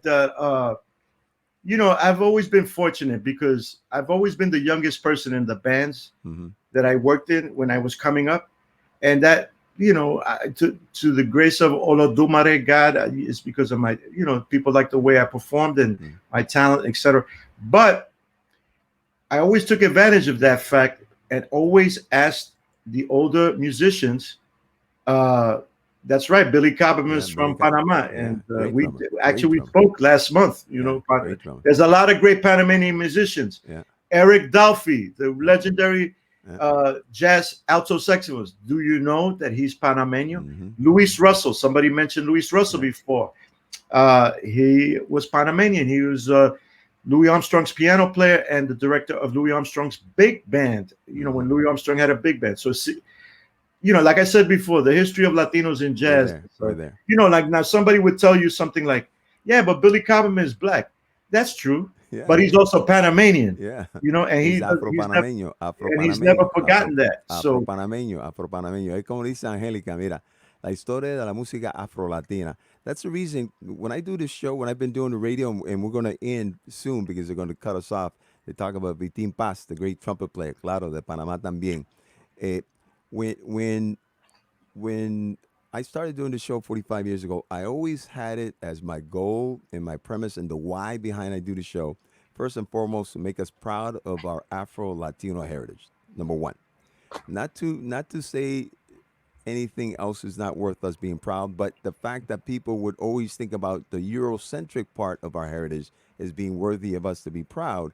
I said no, no, no, no, no, because there's a reason for us to be proud of our African heritage. Number one.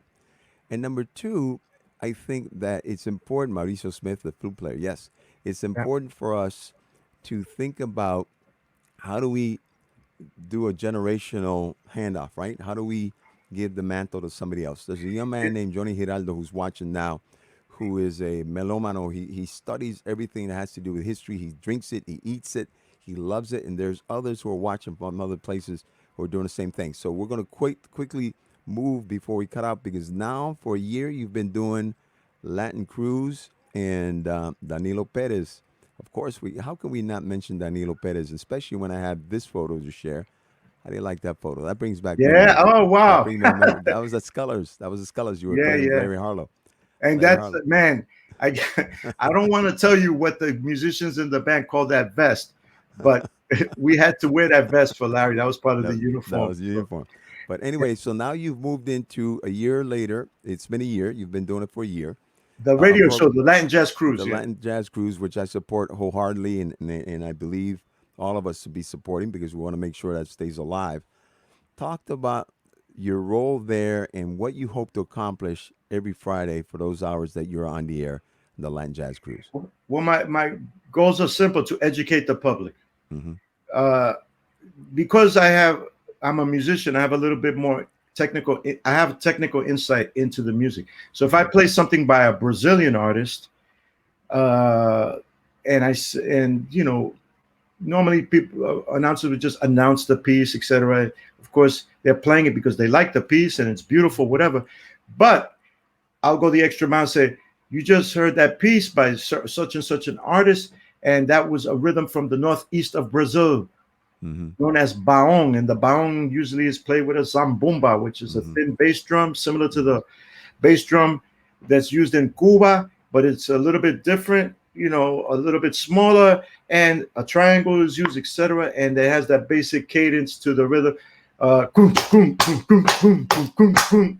So, and in 5 seconds, less than 10 seconds, I've given you the gist Right. of what the rhythm is about. So the Right. next time you hear something like that, somebody would say, "Wow, it's not a samba, it's a baon." Hmm. I remember Bobby saying that. Hmm. So et cetera, things like that. And also, I expose a lot of artists that people aren't aware of from the past. For Hmm. example, when I first started the show, I started playing things by a great saxophonist from the Dominican Republic, Davito Vasquez, Hmm. who is the Charlie Parker of the Dominican Republic. Hmm. You ask Paquito de Rivera about Davito Vasquez. Oh, Paquito. Paquito will go, oh, Tavito, el Charlie Parker, Dominicano, this, that, and the other.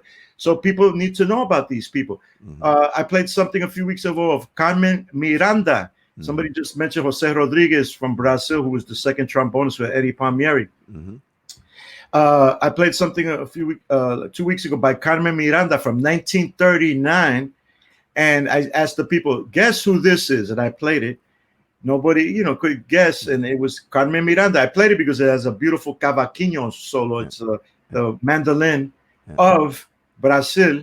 And I got to mention that. And I got to school people about Carmen Miranda. She's not just the person with the fruit in that hat, etc., that she always wore. And a lot of people don't know that hat that she wore is a traditional headgear that's used in Bahia, the most African part of Brazil. And the reason I learned that because I saw an interview with her, Carmen Miranda, by the BBC, and she talked about that.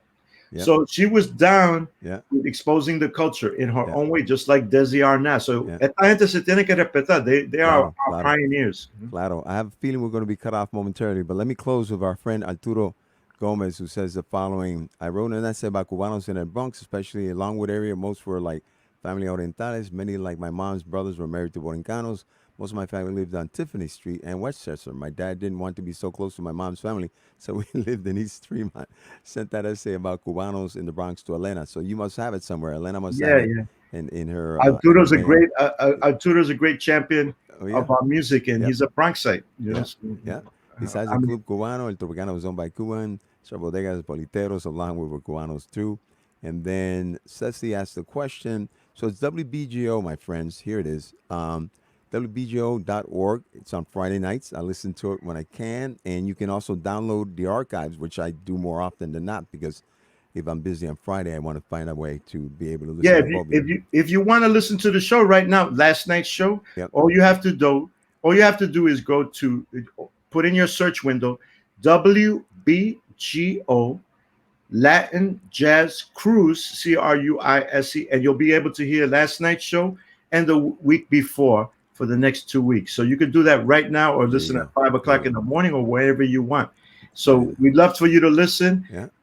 But I must say the same thing about advocacy, peleando y luchando.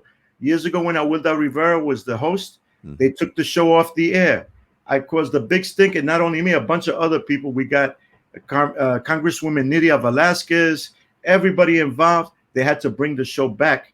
Not only did they bring the show back, but because of that pelea, that fight, they incorporate all the DJs on the radio station WBJO, which is the #1 jazz station in the nation. All the DJs now have to play on every third cut or fourth cut. They have to play some Latin jazz. There you They go. have to. There you go. So there you go. You gotta make your voice heard. Pelear y luchar. And of course, Black Lives Matter. All lives matter, obviously, but Black Lives Matter. And we're talking about Black lives. We're talking about us too, because Mm-hmm. la lucha de ellos es la lucha nuestra también. Sí. And blackness is part and parcel of our culture. Mm-hmm. As soon as you hear the music, doesn't matter how white you are in Latin America, you start getting jiggy with it. And that, it's like Carlos Santana says. It's in DNA. It's part of our Yeah, DNA. Carlos Santana says it. Once you hear it, your molecular structure changes. That no importa no importa que tenga pelo rubio or whatever. It doesn't matter if you have blonde hair, green eyes, or whatever. All of a sudden, you become African. So that's the beauty. That is the beauty of our multiculturalism, and we should be proud of it. We should be proud of it. Now that all of these things are happening, we have to get more woke than ever, and we have to thank the Machito Afro-Cubans for starting that movement here in the United States, simply because of the title of the band. Yeah. So we're going to close out, and the way I close out, and speaking about lucha, many of the people who are watching the show went up on my behalf years ago when they were cutting out all the music programs on WBR. I'm the last of the music programs. They cut out jazz, they cut out classical, and the only reason I lasted was there's a woman watching, Margaret Summers, called me after she worked at BR. She went to a meeting, she found out they were cutting the shows. She went out of the station, called me and said they're planning on cutting your show. And I quickly mobilized the community of many who are watching the show right now. And they were on the street. They were on the street in front of BUR. They were every single place for about a month or so, and BUR had to back off. And How you do it? I've been on the air for 45 years because the people who watch the show son la gente que hacen posible que con salsa. Y por eso yo siempre digo, mira, la familia con salsa son ustedes. Ustedes hacen posible que el programa sea lo que sea cada fin de semana, sábado por la noche, igual que mi amigo y compañero, el gran Bobby Sanabria, en su programación. Ustedes también tienen la oportunidad de escucharme esta noche, de 10 de la noche hasta las 3 de la mañana. Y como yo siempre digo, latino, defiende lo tuyo con orgullo. Todos unidos, entre amigos, uno para todos y todos para uno. De esa manera podemos echar para adelante, porque si no, nos caemos. Así que le quiero dar las más expresivas gracias a mi amigo, el gran Bobby Sanabria. Aquí, let's go to the end here. Real quick, because people are curious about finding sources for education, like that book I mentioned, the Latin jazz, the first of the fusions, you can go right now to the web and look up Latin Music USA, which Mm-hmm. was a 4-part series that came out in 2009 Mm-hmm. on PBS. Yeah. You can see it for free on the web, Latin Music USA. You can go to YouTube, look up From Mambo to Hip Hop, a Mm-hmm. South Bronx Tale, an incredible documentary that Elena Martinez, my wife, produced in 2006. So those are two things that you can go to right now that you could check out in your spare time. And there's 4 parts to Latin Music USA. You'll love it. Yeah. And it talks about our contributions, especially with in terms of keeping Cuban music alive in part 2 and redefining it into what we call salsa Yeah. today. So, Yeah. And so we've got here somebody else who oh, says thank you. And then check it out, check it out. Somebody mentioned Victor Paz. This again, Nevares, is put it up a little bit. Put it up a little bit, just right there. There he is. Okay. right here. That's That's Victor uh-huh, Vitin Paz. uh-huh, That's Melissa Mark Viverito, who's planning on running for mayor. uh-huh. That's when she was a DJ at WKCR at Columbia University when she was a student. That's Candido. Mm-hmm. That's Little Ray Romero, the great bongocero, Puerto Riqueño from Brooklyn, New York. And that's the great Vigilio Marti, great rumbero, performer, percussionist, used to play congas with the Machito Orchestra. And that's me in a striped shirt, but no, I wasn't coming out of prison. That's just the style of shirt that I had. We were all guests on her show way back when. Somebody mentioned Biting Paz, Yeah, fantastic. again, And Nevares did. also, real quick, there's the Latin jazz camp that I run with There it is. Bev Monta every year at Case Western Reserve University in Cleveland, Ohio, for high school students. Mm-hmm. Of course, we're not doing it this year because of the pandemic, but next year we'll do it. Check it out, the Roberto Ocasio Latin Jazz Camp. You can go to the web and check it out for your high school students that are really getting into the music. For 1 week, we immerse them into the music from 9 in the morning till 10 at night, and then we finish off with a concert at the Cleveland Museum of Art. So there's a lot of resources out there. But remember, don't let anybody ever play down the role that Latino musicians have had in the history of jazz. As I've said before, if it wasn't for us, jazz would not have existed and evolved the way it has today. We have a big part to do in it. So, before you leave, Eggy Castrillo dice, sigue por 2 horas más, por favor. Bueno, mañana tenemos 2 horas porque tendremos a Martin Cohen, fundador de Latin Percussion, tremendo fotógrafo, quien estará con nosotros. Él es la persona responsable por Latin Percussion, como también es responsable por este libro que acaba de salir, que se titula Conga Heads. La persona que escribe el preludio es nada más y nada menos que Bobby Sanabria. Bobby wrote the foreword to this book, Conga Head, the autobiography of Martin Cohen. And Martin Cohen will be my guest tomorrow afternoon. We'll be joined by Professor Richard Snyder, an avid music aficionado, well-respected connoisseur of our music, who will be joining me for this conversation in which we're going to talk to the one and only Martin Cohen. And before you leave me, tell us how you see Martin Cohen's role in our history. Well, if it wasn't for Martin, we wouldn't have instruments to play as percussionists because once Cuba got taken over on January 1st, 1959 by Fidel Castro, and the trade embargo was placed on Cuba in 1960, and then the travel embargo was placed in 1962. Not only did the source of the music stop in terms of getting it to New York, but also, and the inspiration, but also the percussion instruments. Mm-hmm. And all you could get at that time was maybe second-rate entry-level congas from Mexico, etc., with skins that, so thick that forget it, you need a jackhammer to play them. Timbales that were shabby, etc., etc. But Martin comes along, and because of his love, this is the interesting thing. It's all because of the love that he had for the music, that he got involved in this, making the instruments for us to perform on and be and making them technically better so that they can sound better, make our jobs easier, etc. And in many cases, change the sound of the way the music is even recorded. So he has a big thing to do, and I'm very proud to say that he is like me, Hmm. an SOB, a son Son of of the the Bronx. Bronx. Son of the So Bronx. that's going to be a fascinating That's conversation that you're tomorrow. going to have. Yeah, tomorrow from 4 to 6. And one of my first investments after college and getting a job teaching in the Boston Public Schools, I saved money after having, furnished my apartment on Montgomery Street, a duplex apartment. I saw this at Jack's drum shop on Boylston Street. It's no longer there. And I passed by, and on the window, a display was this drum set right there. Tito Puente LPs, and I remember I think I paid $150. I'm gonna have to really look to see how much I paid. But in any case, I remember I saved up money. You're talking about 1973. So I saved up money from my paycheck every week. I would like put some aside, and then I'd go by the store to make sure they hadn't sold it. Right? I said, "Don't sell it. I'm gonna buy it. I'm gonna be the one to buy it." Well, and I finally bought it, of course. But Those are that set of drums that you have. Those are collector's items. okay, Because so you see the green badge on the the bottom LP, that says Tito Puente. Those are the original.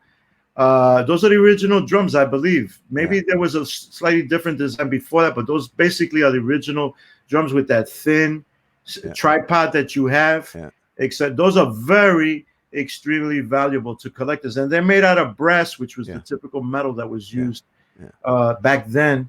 And man, you're so lucky. I had a set like that, but one day, I was and that I used with Mongo, Uh-huh. and I have them back there somewhere, but it's amazing that you have that and that you had that foresight to get that. What happened with Jack's Drum Shop? It no longer It closed. exists. Yeah, it closed down. You remember Jack's Work? That was a place to hang out. That was like being in Puerto Rico. Casa Margarita was a place where everybody went to after high school. Every day you'd walk by there just to hang out.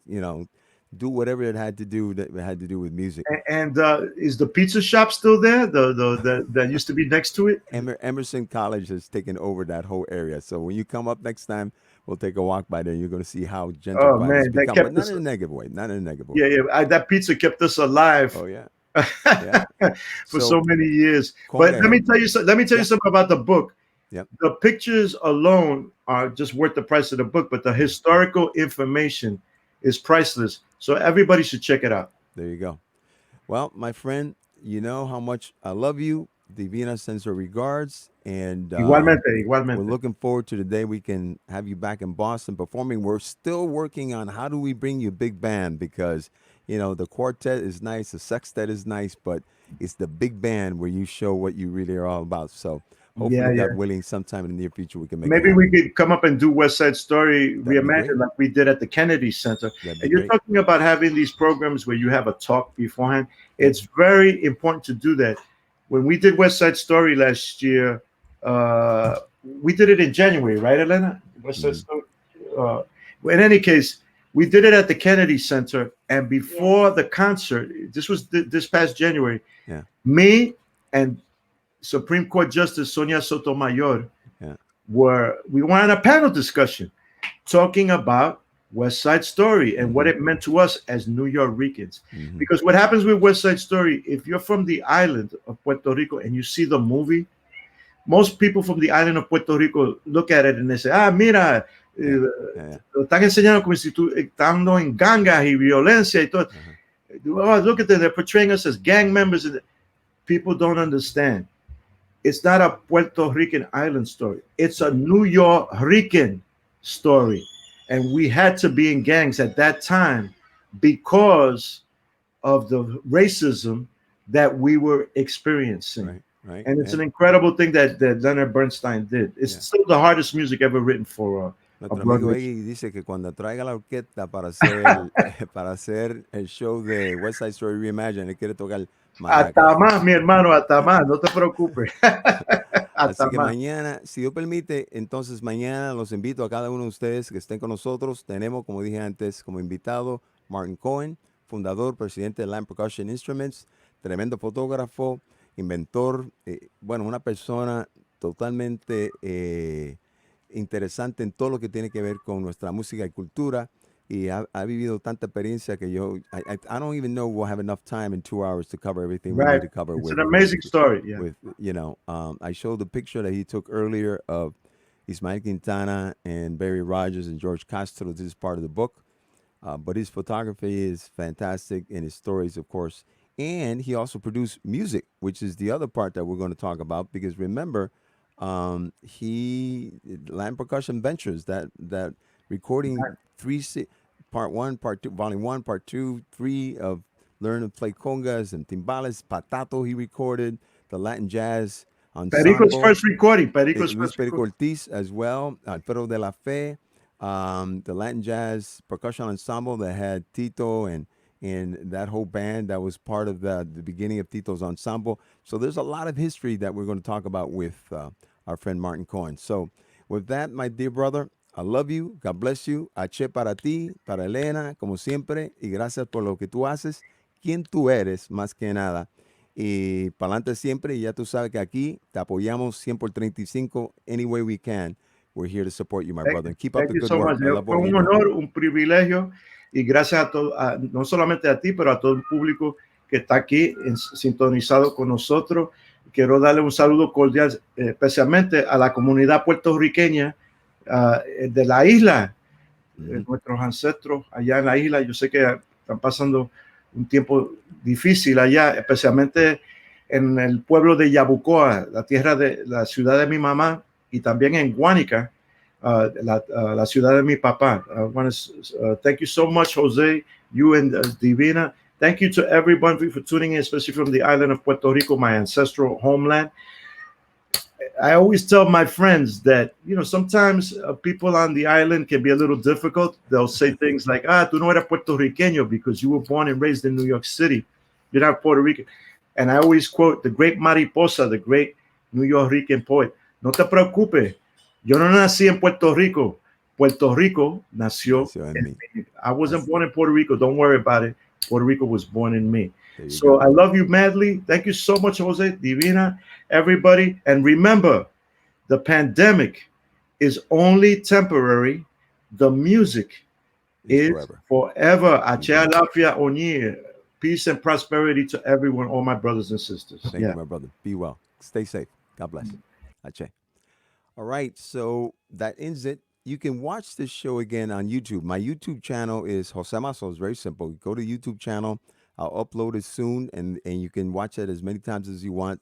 The whole 2 hours, 37 minutes plus of the program. We're on YouTube Live Saturday and Sunday. We're on Facebook Live Saturday and Sunday from 4 to 6 p.m.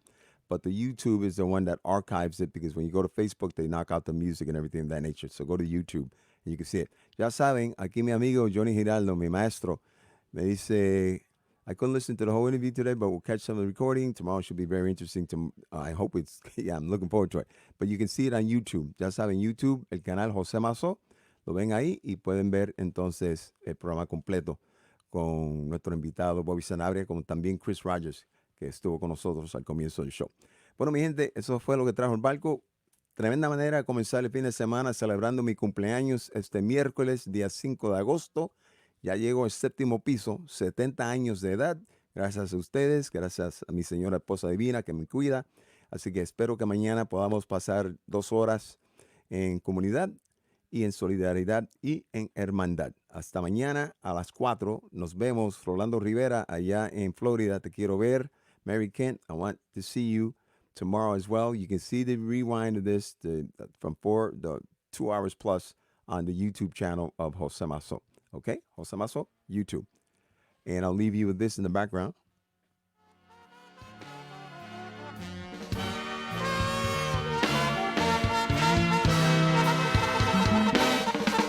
Rejoice, brothers and sisters, for America's greatest art form. Or any place where jazz is played. It's a sacred place. So thank you for coming to church. Amen. And all women too.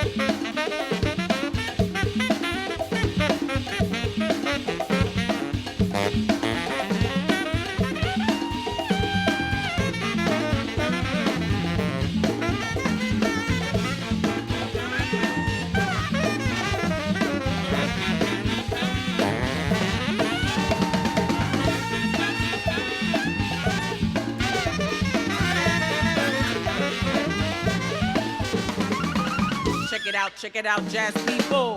In the musical heart of Harlem, New York City, lives the Apollo Theater, where legendary artists represented the musical connection to Africa, the place where it all began. They gave a voice, the roots, the ancient messages that spoke through the talking drum of los Carabali y Yoruba. El Congos, Congas y Bongos, where dance truly was mambo, mambo, which means to communicate with the gods that protected the valiant, the lucky, the blessed. And where there was unrest, there was always music to reverse the stress. The only way to connect back to the matrix, Madre Africa, and its children, sus hijos, where a musical gene seemed to gleam and come out of every pore, every scene, where a generation was immersed in a musical scene, where rhythms and songs made them kings and queens of the 1910s, 20s, 30s, 40s, 50s, 60s, 70s, 80s, 90s, and today. Mario Bausa was born in 1911, came straight from La Habana, playing for the Philharmonic Orchestra by the age of 9. This musical mastermind behind the music we call Latin jazz. The founding father who brought together the most amazing musicians of the time and helped birth the most beautiful music ever heard. He united big heavies like Dizzy Gillespie with Ella Fitzgerald, backed by the almighty percussionist Jono Bosso, who never learned English and didn't have to, for his syncopation carried weight and was played straight, not swung. He died too young, for the dark side of the slums carried knives and guns, and this era was certainly no exception. Racism was the norm, but despite the reform and how these dark-skinned musicians had to conform, just enough to still play for nightclubs, theaters, and dance halls filled with the big ballers of the day. Big ballers who would take weekends on holiday from Florida to Havana on a boat ride to a cabana, having mojitos and bananas and meeting girls named Ana, dancing the night away to the magical music played by the hands of witch doctors. Cándido, Mongo, Patato, Agua Bella, played rumba, mambo, son, con un poquito de bomba y plena. La familia Cepeda y Mon Rivera, Los Palmieris, Don Redman y Fletcher Henderson made Q-bop, bebop with a clave deep within. Even Tabito Vázquez y Chico O'Farrill. Morey Peraza, Bobo de Lorey, and Miguelito Buddy Rich and Bird. Chick Webb took it away like Cab Calloway. And let us not forget the Holy Trinity, the three kings, Machito, Tito Puente, y Tito Rodriguez. Los Tres Reyes, whose big band influence spanned the world over. Beethoven moved over, because as the music got older, the fusion took control, and legends were molded, formed and born, like Celia Cruz, Sammy Davis Jr., Rafael Hernandez y La Lupe, Desi Arnaz, Graciela, Santito Colón y Ismael Rivera. It was a magical era, a time in musical history that can never be equated or duplicated, only celebrated and venerated. The most beautiful music ever created. From 1911 and 100 years later, the magic has not faded. My name is La Bruja, and I'm so glad you made it. Bobby, take it from Havana to Harlem and the boogie down. Métele mano, check out this sound. Aquí no se usa máquina, except of course, navigating the board. Ho! J-Mo.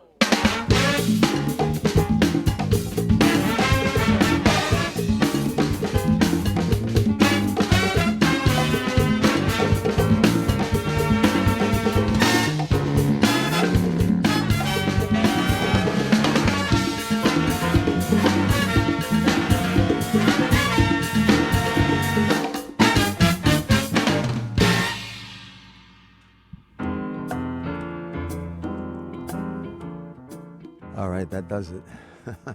Officially saying goodnight for tonight. I had to play that. How can I not play that? That's a great Bobby Sanabria. Um, that's the album. That was La Bruja. The Chicken from Havana to Harlem, 100 Years of Mario Bauza. Caridad de la Luz, La Bruja. And of course, Bobby Sanabria made that possible. So there you have it, my good friends. I want to thank each and every one of you for being part of the Consalsa family, for joining us. And I look forward to tomorrow, as I said before, with our special guest, Martin Cohen, founder, president of Latin Percussion, Inc., and also a great photographer. His new book, The Conga Head, is his autobiography with some great pictures and history. And we'll be joined by Richard Snyder, professor of political science from Brown University. Till tomorrow, God bless each and every one of you. Stay safe. Remember, mask, wash your hands, and 6 feet physical distance. Recuerden, mañana a las 4, de 4 a 6, nuestro invitado Martin Cohen, fundador, presidente de Latin Percussion Inc., como también fotógrafo, su libro Conga Head, su autobiografía. Como también tendremos a Richard Snyder, invitado, un profesor de ciencia política de Brown University. Y será mañana de 4 a 6 una conversación con música y también anécdotas. Así que espero que estén con nosotros. Les recordamos que siempre estén pendientes, mascarilla, lávense las manos, 6 pies de distancia física para que de esa manera podamos sobrevivir esta pandemia y llegar al otro lado sanos y salvos. Hasta entonces, que Dios los bendiga. Until next weekend, until tomorrow, God bless you all and have a good night, and thank you for being part of today's program. Until then, watch the retape on YouTube, Jose Masso. Okay, that's my channel. Ciao.